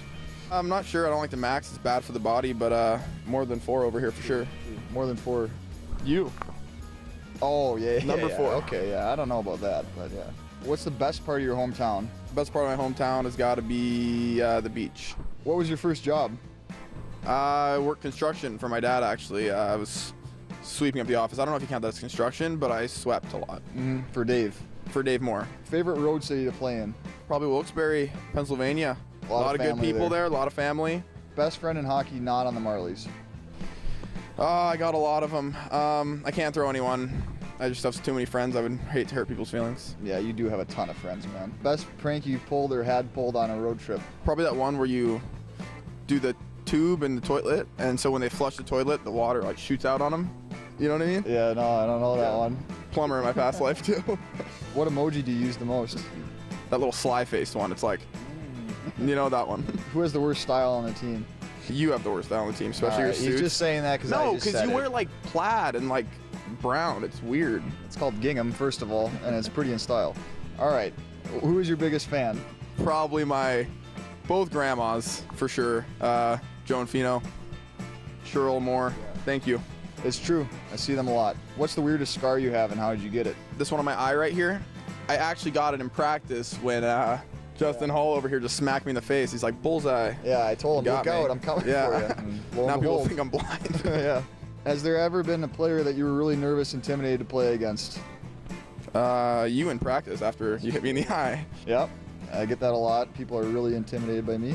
Are you usually early, late, or right on time? I like to be early. I'm afraid to be late. Chocolate or candy? I don't know. It just depends on the mood. Just, time of day. Would you rather have tickets to the Super Bowl or the Oscars? The Super Bowl, for sure. If you were an animal, what would you be? I don't know, probably a bear. They can climb trees faster than they can run. You know what they say, don't poke the bear. Bears beats Battlestar Galactica. They also say that. Favorite thing about living in Toronto? Probably just big city atmosphere, good food.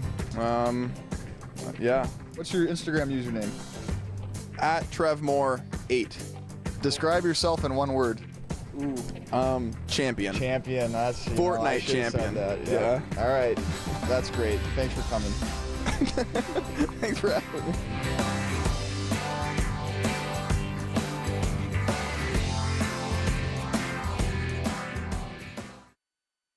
My name is Paul McGuire. I'm interviewing Leafs alumni who forever bleed blue. It was a huge honor when I became captain. You're representing the team. Once you've pulled on the jersey, you are always a Leaf.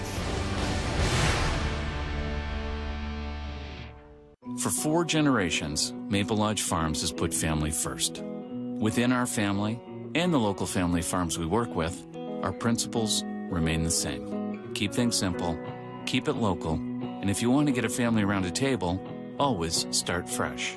In that spirit, we invite your family to the table with fresh from the farm, air-chilled chicken. Always fresh, always local, always family. Maple Lodge Farms, still family first.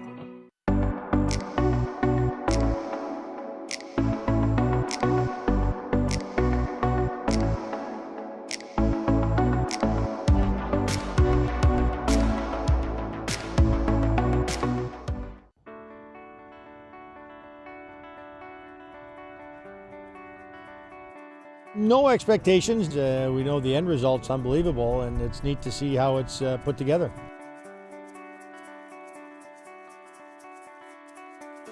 I didn't know what was going to happen. You'd have done all right back in the 60s. I look young, that's great. My bottom lip was too large, as a matter of fact, and there were marks, crinkles that show up when I smile, so he was going to put a few more of those in. Well, I'm in the middle of the bench. Daryl and I are actually hopping the boards. He's going on to kill a penalty. I'm going to serve a penalty. It's neat to see what he starts with. You're using 2D pictures to make a 3D image, and it's unbelievable talent.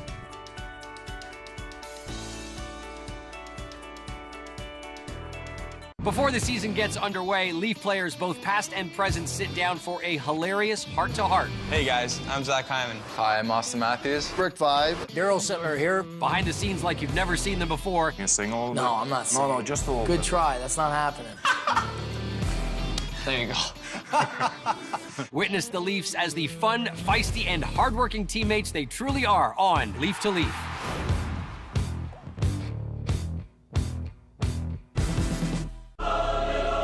I've been a Leaf fan since I was in the womb.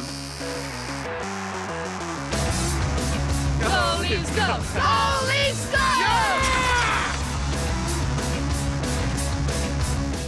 So you've seen your buds battle it out on the ice, but have you seen them battle it out in NHL 18? Well, guess what? It's preseason bonding time. The Toronto Maple Leafs NHL 18 face-off goes down. You can only catch it on Leafs Nation Network.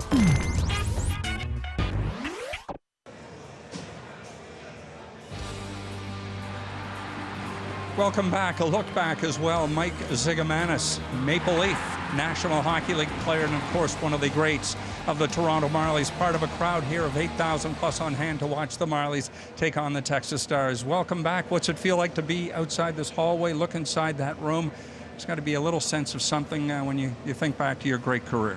Yeah, for sure. I definitely had some goosebumps walking in, and going straight instead of making the left into the locker room. But watching the guys walk on the ice definitely brought back a lot of good memories, and here to support them, and hopefully they can bring it home tonight. Marlies back in the final since 2012. You were a part of that group against a very, very good Norfolk team, arguably one of the best in the history of the American Hockey League. Had that Marlie team been three-quarters healthy, do you think you might have given it a good go when you look back on that time? Yeah, well, we ran in a really hot team. Whether they're 25 or 30 in a row, they'd won or had lost only one. So, yeah, we had a couple key injuries to Fratton and some of our other role players. And, yeah, when that happens, team can definitely hit a roadblock. But, that was a great experience and something a lot of those players took on to their careers. A lot of us live our lives vicariously through you, Mike, on Instagram, your travels, your working hard, ability to stay in shape, and you've been all around the world, and recently with your mom hiking in Oregon. What was that like? Yeah, it was good. We try to do one trip a year, and this year we decided to do Oregon and take a road trip up the coast, and going a lot of hiking, see a lot of waterfalls, hike a couple volcanoes, so all that fun stuff you do with your mother, right? Yes, fantastic. And what Mike Zigomanis does with his mother, and good on her. You've transitioned well from your playing career to where you are now. But look back, especially to 2008-9, your time with Pittsburgh. You have the shoulder injury in January, not able to compete in that Stanley Cup final and championship, yet they want your name on the cup, and Zigomanis is there. You've got to reflect and think very proudly of that team and Pittsburgh. Yeah, it was unfortunate. I got injured there, and yeah, the general manager and Shiro and obviously owner Mario, they helped get my name on the cup and got me a ring. So that whole experience, even just being around the team and practicing through the playoffs with them, something I'll never forget. And yeah, the organization treated me great, and obviously having your name on the Stanley Cup is what we all dream of, and maybe again someday as a coach. Well, you look great. You look like maybe someday you might play as a player. Thanks for dropping by. It's tremendous to see you again. Thanks a lot, Henny. One of the legendary Marlies, and of course players from around here, pride of Scarborough. That'd be Mike Zigomanis. Let's send it upstairs for their thoughts on this period to Todd and Bob. Well, thanks, Paul. The Marlies getting out of that one, Bob, down 3-0. And I got to tell you, the Texas Stars, the Marlies were really holding court for a while, but after that first goal, the Texas Stars started to roll. Yeah, you're right about that. And, after being bombarded in the first period, the Texas Stars come out, and it's that big hit right there by Curtis McKenzie.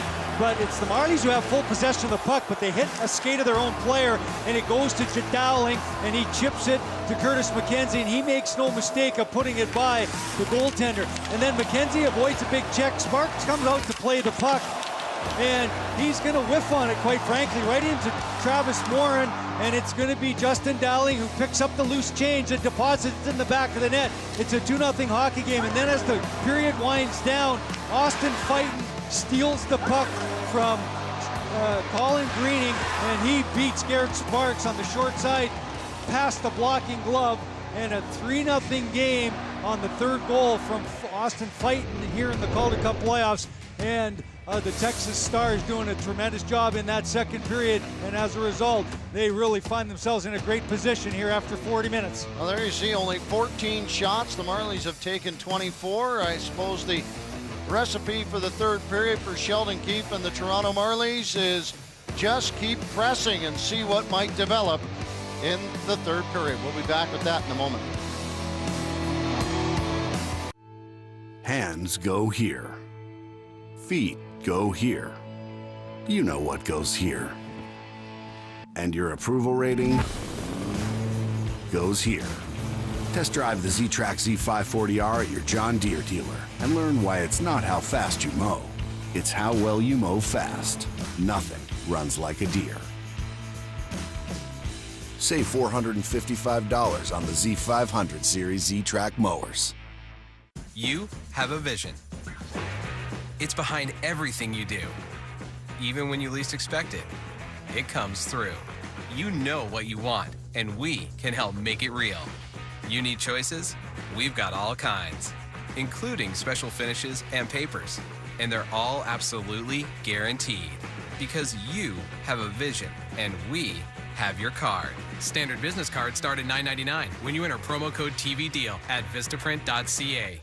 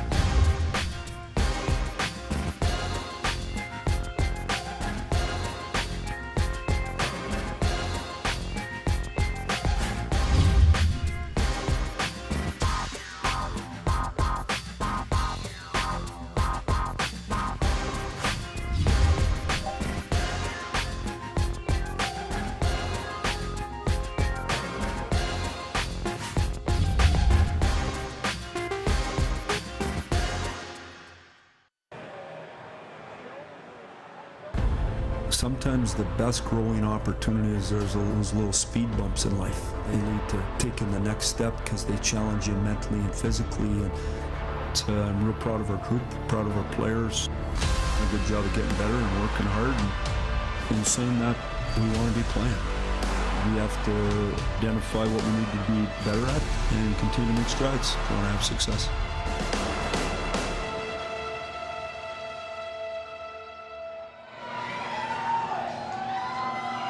Welcome back to Ricoh Coliseum, Texas 3, Toronto no score after 2 periods of play. And a time-tested tradition in the sport of hockey, especially when you get to play into mid-June. Well, it is the shape of one's beard, and most letting these beards go, some good, some not so bad. There's, I think it's Curtis McKenzie, yes it is, and we get a look around here, and these guys work at it. Timothy Liljegren, 19 years of age, outstanding beard. Mike McKenna at age 35, well, you'd have to think, given his age and maturity, that the beard would be good.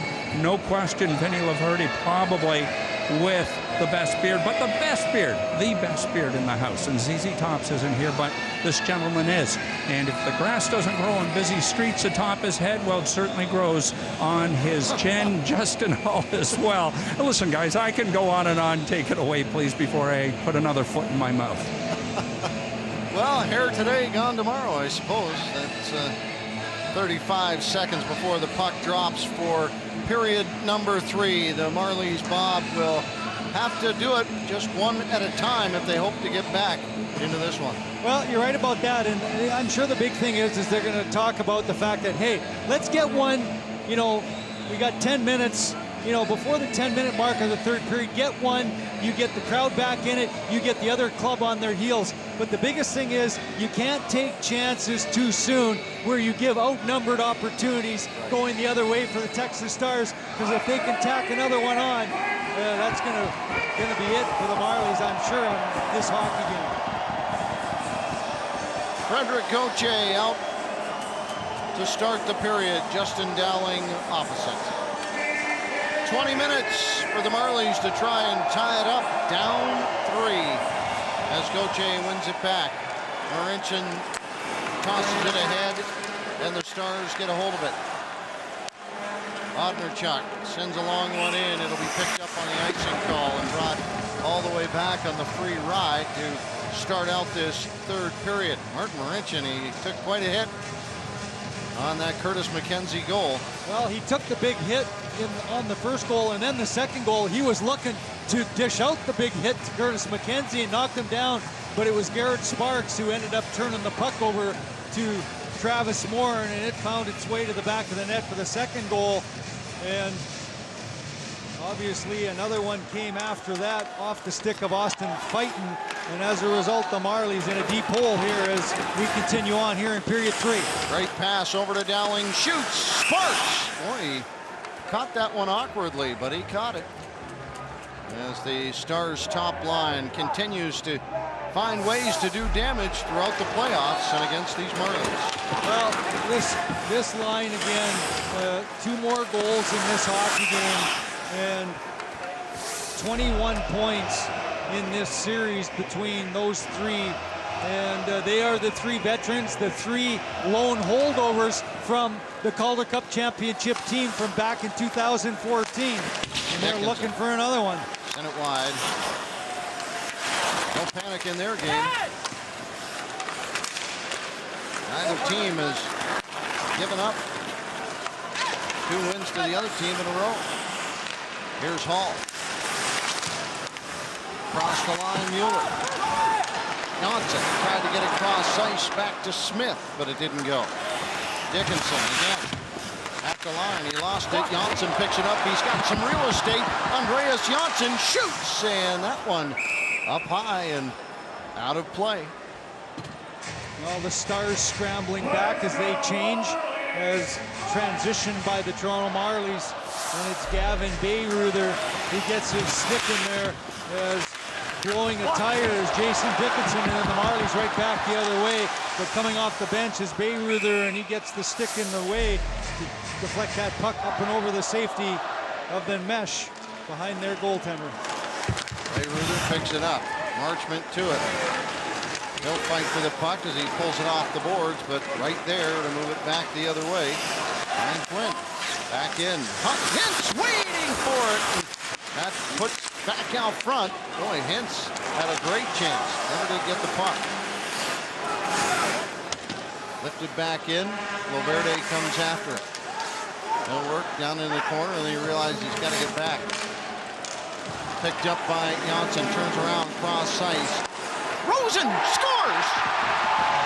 Kalle Rosen puts the Marlies on the board early in this third period as he beats Mike McKenna for the first time in the hockey game.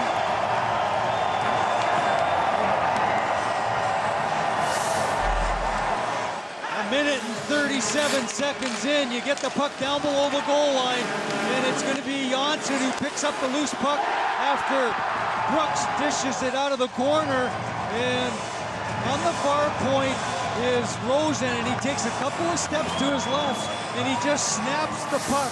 And I don't know if this goes off the shaft of the stick of Grundstrom out front, but if it's a Kalle Rosen goal, that's going to be his 4th goal of this series and his 3rd in the last 2 hockey games. And the Marlies needed an early one. They've gotten just that. It's a 3-1 game, and you've just, in fact, lit the fuse to get this crowd back involved in this hockey game. 5th goal, Kalle Rosen. Lilligren chases it back. Holmstrom works up the wall. Hetherington back. Fighting looks out front. Up the side of the goal. Sparks at the post. Regner down toward the goal. Comes out the near side. Hetherington swiftly after it.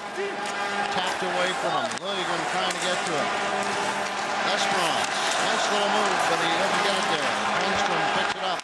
Cross ice. He was looking for help, but didn't get it sharply over. Here's fighting again. Out of the corner and through on a centering pass.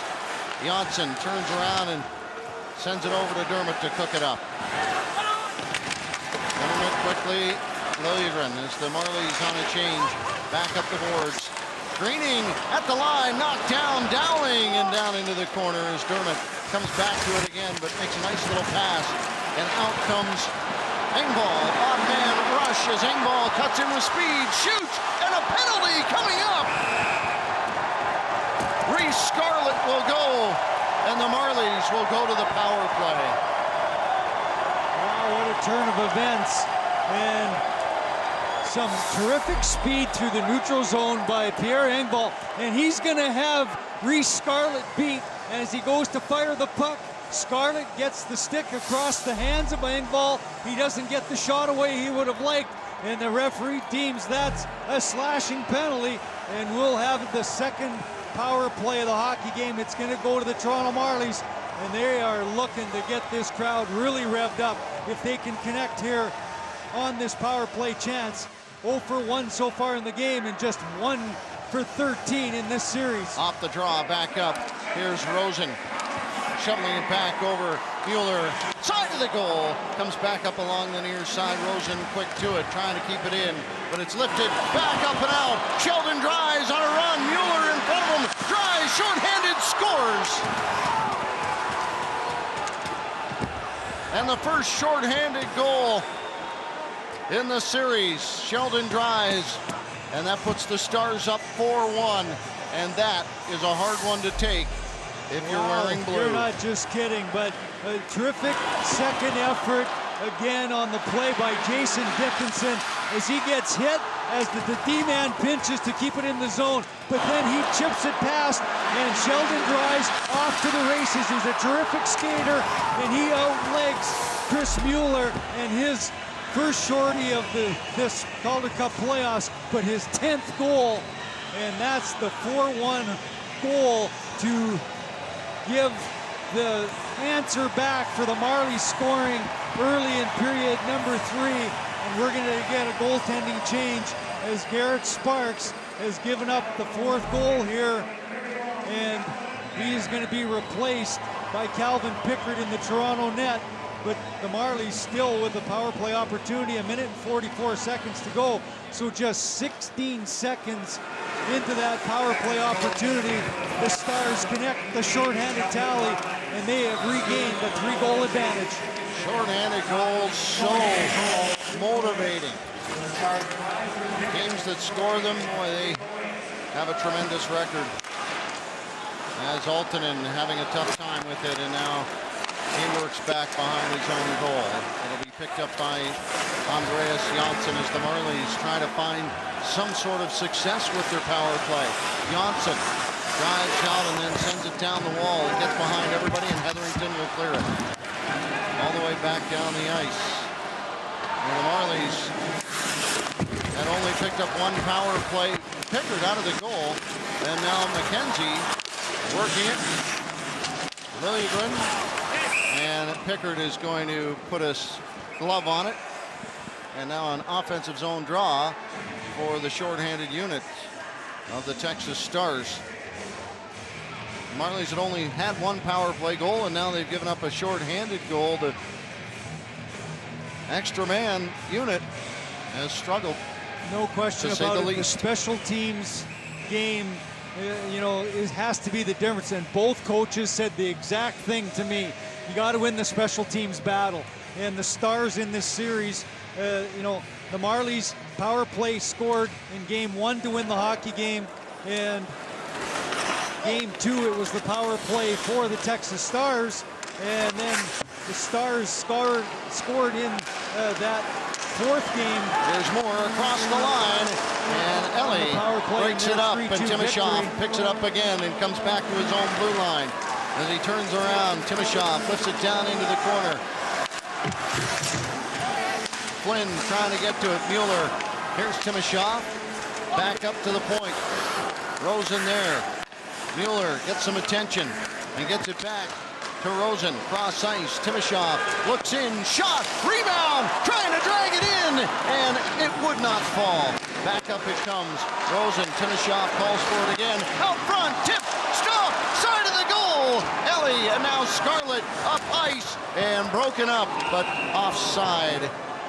Trevor Moore picks it up, and that one will come all the way back down the ice. Well, the Toronto Marlies all over the Stars, but Mike McKenna comes up with a big pad save, and then the Marlies can't quite come up with a loose puck on the top of the blue paint, but then they're going to get the puck, and it's the tip right there. The redirection by Ben Smith, and McKenna with the blocker glove makes a tremendous save to keep the Marlies from getting a power play goal to cut back into this 3-goal advantage, because still lots of time. There's over 15 minutes to go here.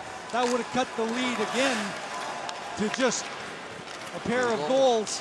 But Hall across the line, doing a big job trying for the to get Texas to it, Stars. but it's lifted back the other way. McKenzie gets it on a high stick touch, but it comes to the Marlies. Marincin off the boards. Gauthier runs to it, and it's knocked off his stick by McKenzie as he plays it back up. More, a nice little move. Dowling in alone, backhander off of Pickard. And now Greening taken away. Nice move by Moore and to get that one, but the Marlies take it back. Gauthier, long shot. Side of the goal, Greening hard after it. Gauthier as well, turning around Bayreuther. Out of the corner, moving it, up ice. McKenzie, as Valverde comes back to it. Travis Dermott looks up ice. Tipped off the wall as Altonen sends it in. McKenna from behind his own goal will play it along, up along the far boards. Grunstrom working to it. Janssen picks it up, feeding along to Grunstrom out of the corner, back to Janssen, looking out front. Altonen is up there, and Janssen doing some dancing back around the other way, trying to work past Hins, puts it out front. That puck is swallowed up by Mike McKenna. Sheldon Dries comes up with a shorthanded goal to answer back to the Marlies. It's 4-1. My name is Paul McGuire. I'm interviewing Leafs alumni. I'm going to find out why Toronto fans and players have a saying, once a Leaf, always a Leaf. I grew up bleeding Toronto Maple Leafs. Yeah. Playing for Toronto, it's unbelievable. It was a huge honor when I became captain. You're representing the team. When you grow up here, then you actually get to play with the team. It's a pretty special thing. Once you've pulled on the jersey, you are always a Leaf.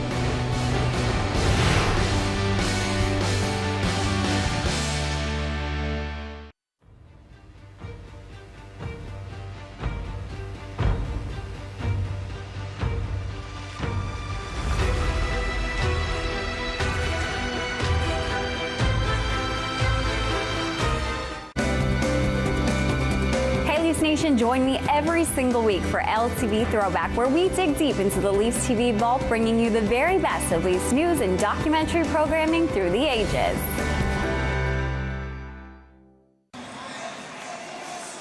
Well, the Toronto Marlies on a power play, and Sheldon Dries gets sprung loose, and he makes no mistake as he scores a shorthanded goal, his 10th goal of the Calder Cup playoffs.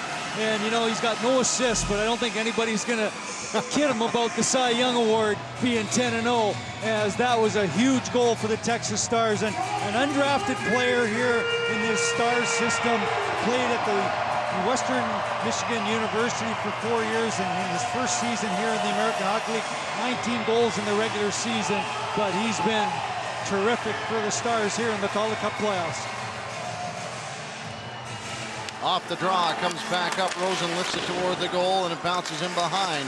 After it goes Hetherington. Brooks on goal!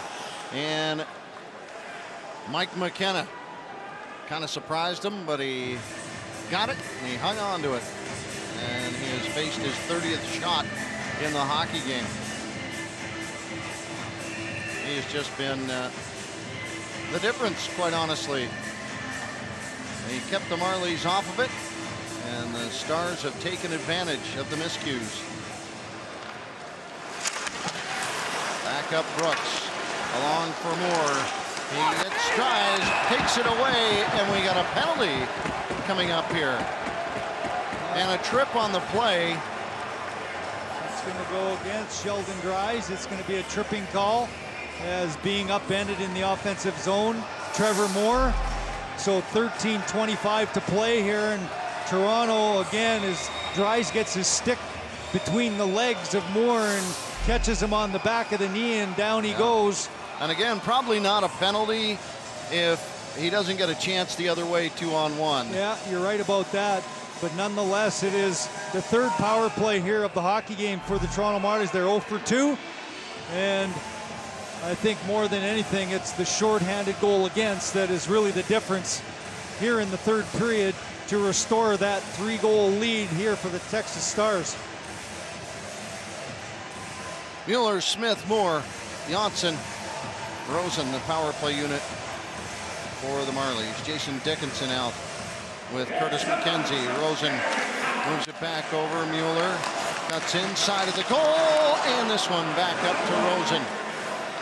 Janssen looks in, out front, tip, out the side of the goal. Diving for it was Smith, but McKenna comes out with it. Well, you know, hockey people always talk about puck luck, and you know, you've got to get lucky bounces sometimes, and certainly here in this game, Toronto hasn't had that puck luck for sure, as some pucks squirted the wrong way, and as a result, a couple found their way in the back of their goal, and it's been certainly on the side of the goaltender Mike McKenna, as he's made saves and then pucks have squirted away from Toronto players, and he's been able to find them to get them for whistles. Quickly, Janssen and Rosen down low.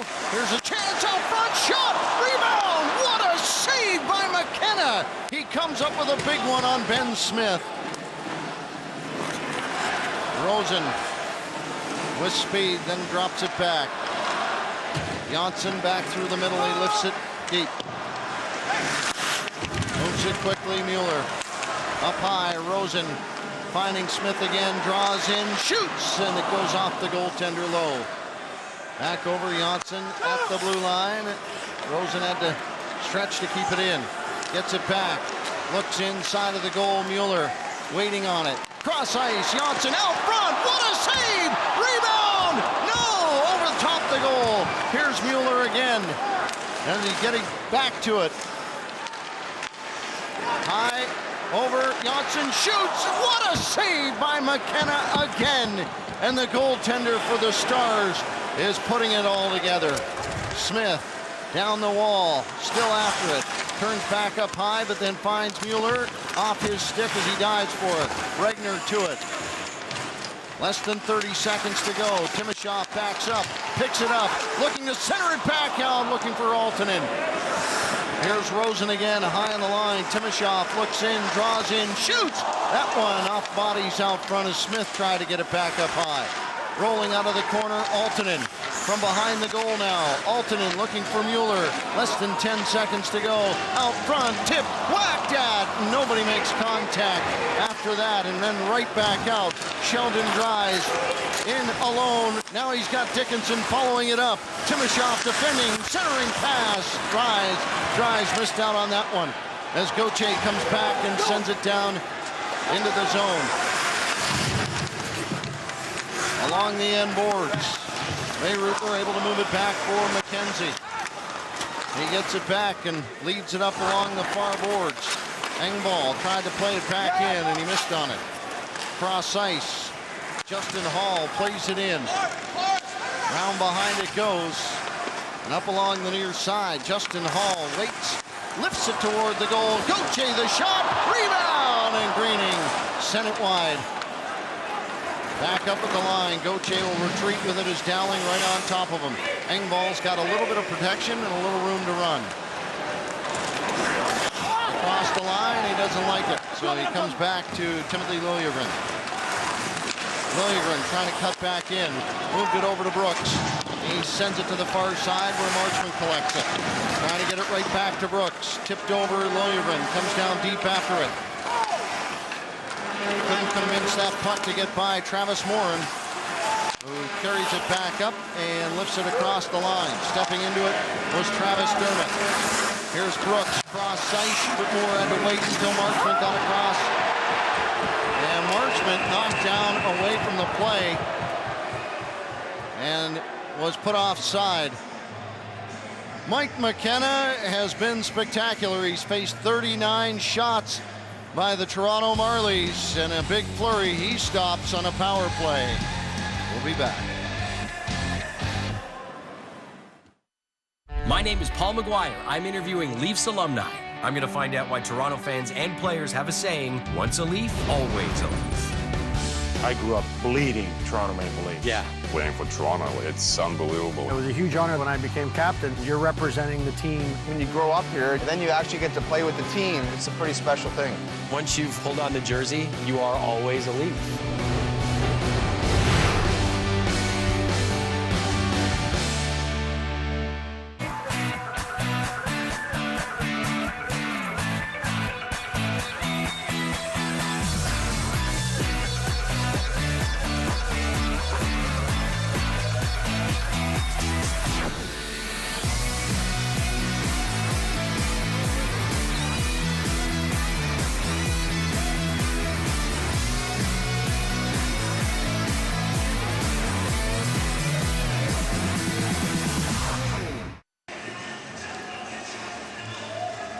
Well, the Toronto Marlies looking to see if they can close the gap in this one, but putting on a clinic in this one is 35-year-old Mike McKenna, as he's been outstanding. He stops Ben Smith, Trevor Moore, and then another chance by Mueller there, redirected out in front. That was Ben Smith again, who gets the tip and the redirection in front of McKenna. He gets the right arm on it, and he has been outstanding as he's faced 39 shots in this one, and he's made 38 saves.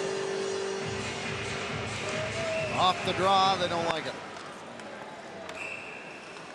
As time will be asked to put back on the clock. The Stars, as they have taken advantage of the miscues, and then the Marlies just have not been able to find a way to get it past Mike McKenna, except for one. That one skitters back down across the blue line as Austin Payton steps through it, sends it toward the goal. Ramielli after it, off the boards, and Trevor Moore racing back the other way with it, onto the backhand of Adam Brooks as he tried to play it back, off the goaltender from Justin Hall, and back the other way they come, 2-on-1, Austin Payton cutting in, stop, and back up, but not out. Joel L'Esperance cuts back in toward the goal. Calvin Pickard tosses it away. Aaltonen coming back up through the middle, plays it along. Janssen back in, looking for Aaltonen, but it's played away as it's in too tight on goal. Bodnarchuk, Janssen gets in the way of that, got his stick on it, but couldn't get a hold of it. Now Dickinson fires a long one in as Pickard plays it away to Martin Marincin. Calvin Pickard coming in after Garrett Sparks chased from the game, just as the Marlies chase McKenna from game number 5. Aaltonen back along the far side to the line. Got to chip that one and keep it back in. Timashov. Puck in the feet, and Mueller comes in, and it pops up and out of play with 8:13 left to play in this third period. Well, it's one of those games where, boy, oh boy, it's missed opportunities and then capitalizing on your chances when you've had not very many through the course of the game. And Mike McKenna came up with the big save at the right time in this hockey game, and Garrett Sparks couldn't do the same for his club, and as a result, the Marlies chasing this one. It's 4-1 with a coming up to 8 minutes to play here in the third. That one bounces in on Pickard, and he just scoops it up. He didn't want to see anything happening. He had Curtis McKenzie coming in after him. Well, you know, and Calvin Pickard, who comes in relief of Garrett Sparks, and he started one game here in the Calder Cup playoffs, and that was in Game 3 in Syracuse when it was a back-to-back situation. The Marlies had won Game 2 in double overtime. They went to Syracuse the next night, and Pickard was outstanding in that victory in that hockey game. And now here in relief of Sparks. Here's Rosen. Cross ice, long pass. Mueller trying to step by Hetherington on goal. McKenna will hang on to that one. Just conservative with the play. No need to take chances. If you're the Texas Stars, just got to hold them off. 3 goals is a heck of a deficit in less than 8 minutes for the Marlies to try and overcome. Well, if you're the Texas Stars, it's all about making sure you protect the house. They're going to send one forechecker in. They're going to make sure they've got guys stacked up across the blue line and all hands on deck in the defensive zone, because they want to try and protect this lead and not allow the Marlies to get closer and to try to get this crowd and the Marlies excited here in this last 8 minutes. Morin lifts it cross ice. Loverde, Dowling tips it by, puts it in on goal, but it's offside. A couple of bodies hit the ice, including Calle Rosen, who has the Marlies' only goal in this hockey game.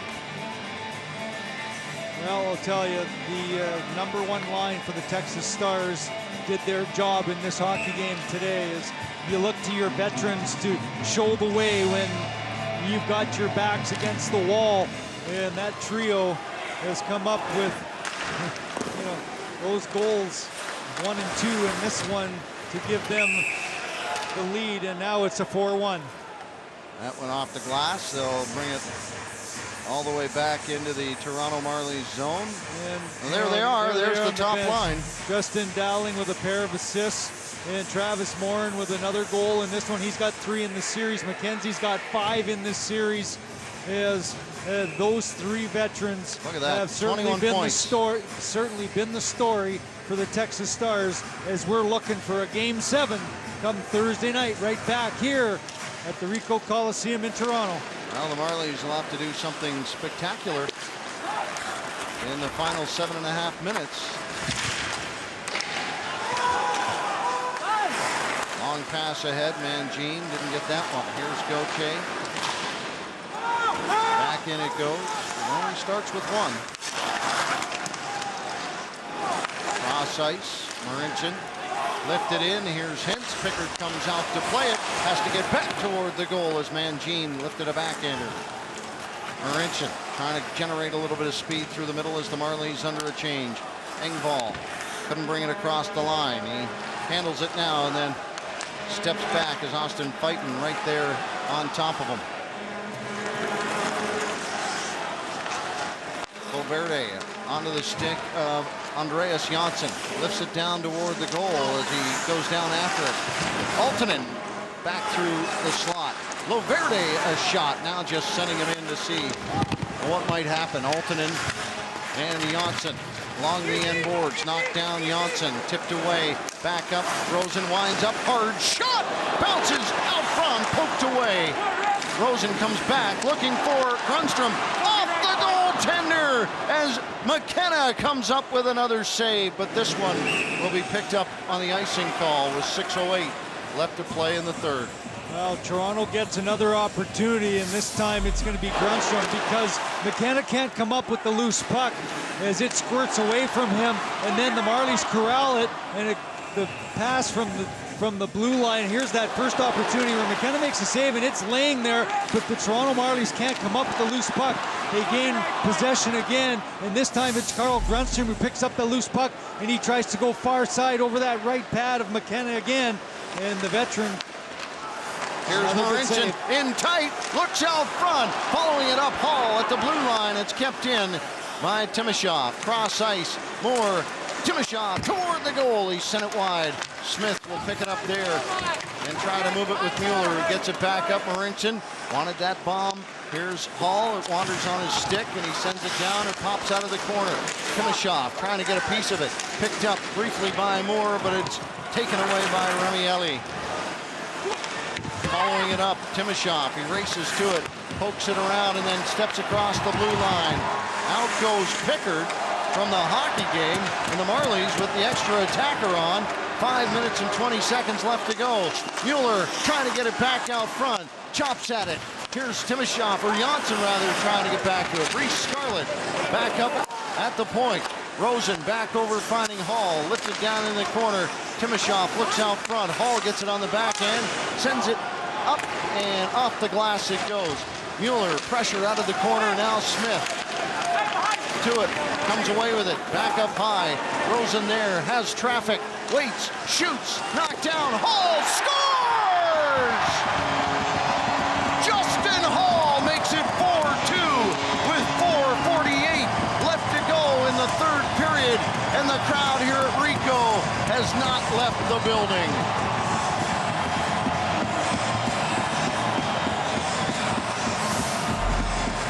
Well, you never say die. You pull the goaltender, now you've got a 6-5 situation.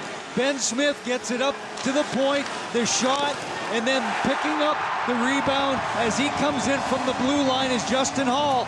And he's going to slip this underneath that left pad of the goaltender McKenna. And his third goal of the Calder Cup playoffs cuts the lead to 4-2, still in favor of the Texas Stars. But we've got 4:48 to play, and there's still life in the Marlies. Valverde, Marchment lays it along. He got an awkward hit there. Adam Brooks moving it. Marincin finding Valverde. Up ice, Brooks trying to move it. Marlies with some urgency in the game. Along to Marincin. He hangs up on the wall trying to fire it back in, but it's off a stick and out. And Marincin turns around along the near boards. Travis Moore in there. Adam Brooks battling the veteran for it as it's lifted down into the Toronto zone. McKenzie trying to remove himself from Martin Marincin as Valverde carries it across the blue line. Off to Smith, toward the goal. High off the glass behind the goaltender. Alton in there. There goes Pickard again. He's out of the net. Ben Smith coming back to it. Marlies with the extra attacker on. Valverde, he lost it at the blue line, but he's got to come back hard after it. Cross ice, finding Rosen. Marlies, boy, that one went off a stick, and now Valverde slipped, fell, tripping, and it does not matter. Empty net goal. 5-2 Stars, and the miscues again come back to get the Marlies. Well, we talked about puck luck, and there you go again. This time the pass goes off a Marley skate as Marty Marincin or Rosen tries to throw it, and actually goes off a Texas Stars skate, and it bounces right to Jason Dickinson, or Markison, excuse me, as he's going to pick it up, and the Marlies desperately trying to get back to block the attempt. And Markison does a good job of hanging on, and he deposits it to the back of the empty net. And the Stars have regained the 3-goal advantage. It's a 5-2 game with 3.5 minutes to go here in the third period. Hang ball out front, Goche with a chance. It's lifted back out into center ice. It sends some of the folks out early here at Ricoh Coliseum. That empty netter as Engvall trying to get to it. Greening. Hard down into the corner. Engvall there after it. Liljegren on the dig. And Greening in as well. The Stars happy enough to just burn out time now with 3:02 left to go and a 3-goal lead. We will be back with the final 3 minutes and 2 seconds. This is Scotiabank, Toronto Marlies hockey.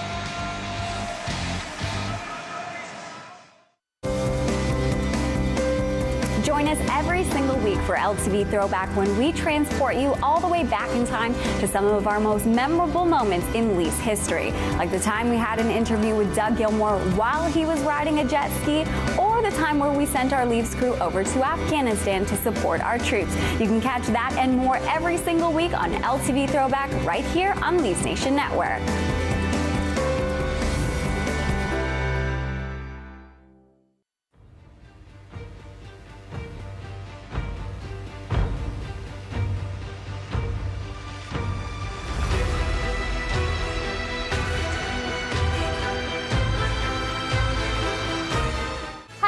Stewart. And I'm Adam Wild. Together, we're going to be bringing you a podcast each week here on Leafs Nation Network. And we're going to take you behind the scenes with some of the personalities you know and some stories that you definitely don't.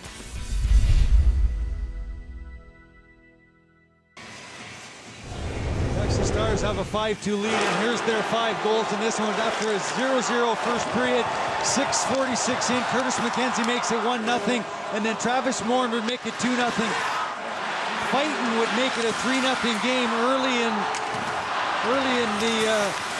late in the second, and Dry's shorthanded goal makes it a 4-1 game, and then a 5-2 game by Colin Markison as he gets the empty netter, and the Texas Stars with 3:02 to go have that 3-goal advantage. Well, drama. That's a lot of drama for Game 7. It'll go Thursday night. Every kid lives for. They've been in this position. Here's Hall. Down into the corner, he goes after it. He got the 5-2 goal as he works it around for Mason Marchment. Knocked down as Brooks sent it back over to Morey, just beyond him. Lifted back out into center ice again. Cross ice, Marchment leading it along for Trevor Moore. As he picks it up again, Marchment trying to throw it back out front.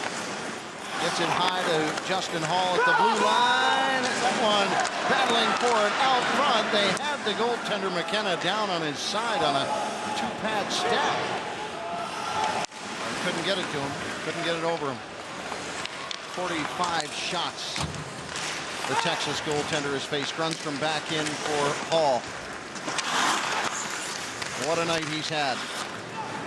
Lilligren back up, lines up. That one side of the goal, that had some velocity on it. As Moore lifts it back out, Joel Lesperance goes after it, knocked off his stick. Grundstrom picks it up from there. Less than 2 minutes to play here in period number 3. Game 6. Rosen, what a rip. And up into the glass it goes and back out. Well, the Stars did to the Marlies what the Marlies did to the Stars on home ice. And now they've picked up 2 victories here at Ricoh Coliseum, it looks like. Cutting back in, off of Pickard. And Timashov just launches it back out into center ice. The Marlies went down to Texas. The agenda, of course, to win it all, but happy to take 2 on the road. And now Texas has done exactly that in the series as well. They've taken 2 here at Ricoh Coliseum. Greeny finding Loverde. That one goes up and into the neighbor's yard with a minute to go here in the 3rd period. The folks here at Ricoh will head down to the parking lot and out. Game 7 coming up Thursday night. We'll have that for you. Leafs Nation Network and TSN2. Look at the Game 7s. Houston defeats Hamilton. Called some games in that series. Rochester defeated Portland in '96, and then Adirondack defeated St. John's on the Rock. They are absolutely rare in this league. Well, and the Marlies had won 8 consecutive home games after Game 1 victory, 6-5, and now have dropped back-to-back home games. So Game 7 back on home ice. You work all season to have home ice in the most important game of the year, and that's exactly where the Marlies will be. Well, and those victories all coming on the road. Houston beat Hamilton. Adirondack on the Rock. They got a penalty coming up, but I suppose you got to call it. But with 17.7 seconds left to go, it's semantics. Now the Texas Stars put in one here in game number 6. Did they ever? As they came out with 5 goals and a shorthanded goal as well. Did not get a power play opportunity in the hockey game and still came out winners as the Marlies don't convert. Reese Scarlett, his second penalty here of this third period, but no consequence here whatsoever with 17 seconds to play. This one's going to go in the books. And this one should go in the books as a big win for Mike McKenna. As Rosen looks over, Brooks toward the goal, and we got another penalty coming up. What is the point? Really? As they come in and have some more discussion here at the end of game number 6. Aggressive negotiating going on here with 0.7 seconds left to go. Well, the penalty, the whistle went because Mason Marchman is going to get the call. He was battling in front of the goalkeeper, Mike McKenna. And I don't know if he's going to get a roughing or a stick infraction, but it doesn't really matter at this point with exactly what you say, Todd, with 0.7 seconds to play. It's going to be the drop of the puck and the game will be finished.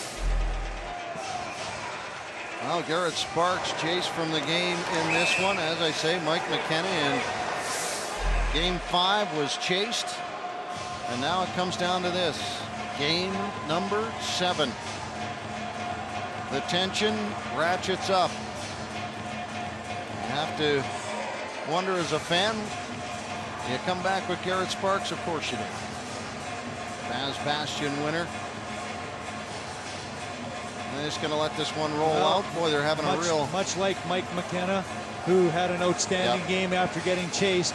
Garrett Sparks all season long, when he's had a poor outing, he's come back and has been terrific in the next game. So I would expect come Thursday evening back here, 7 o'clock at the Ricoh Coliseum in Toronto, game 7 of the Calder Cup Finals. Garrett Sparks, I'm quite certain, will be in goal for the Marlies. Well, it doesn't get any more exciting than a game 7 as time finally does expire here.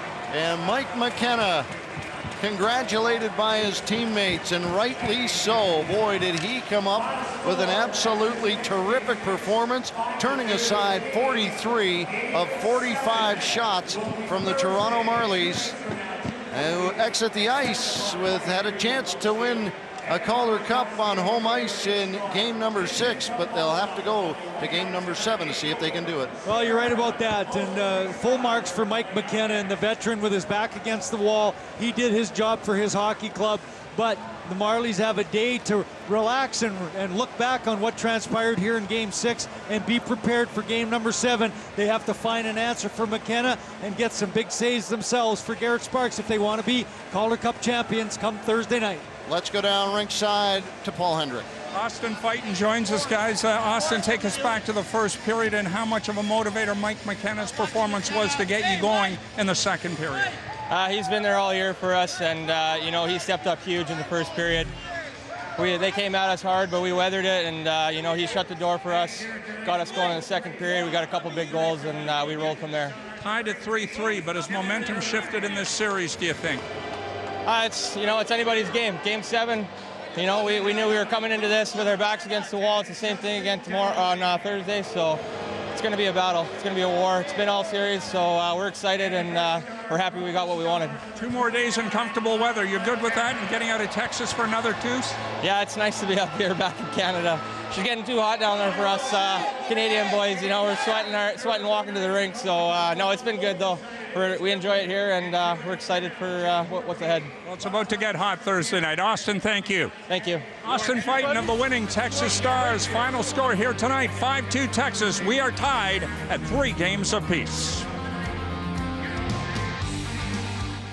So you've seen your favorite buds battle it out on the ice, but have you seen them battle it out in NHL 18? Well, guess what? It's preseason bonding time. The Toronto Maple Leafs NHL 18 face-off goes down. Oh, no.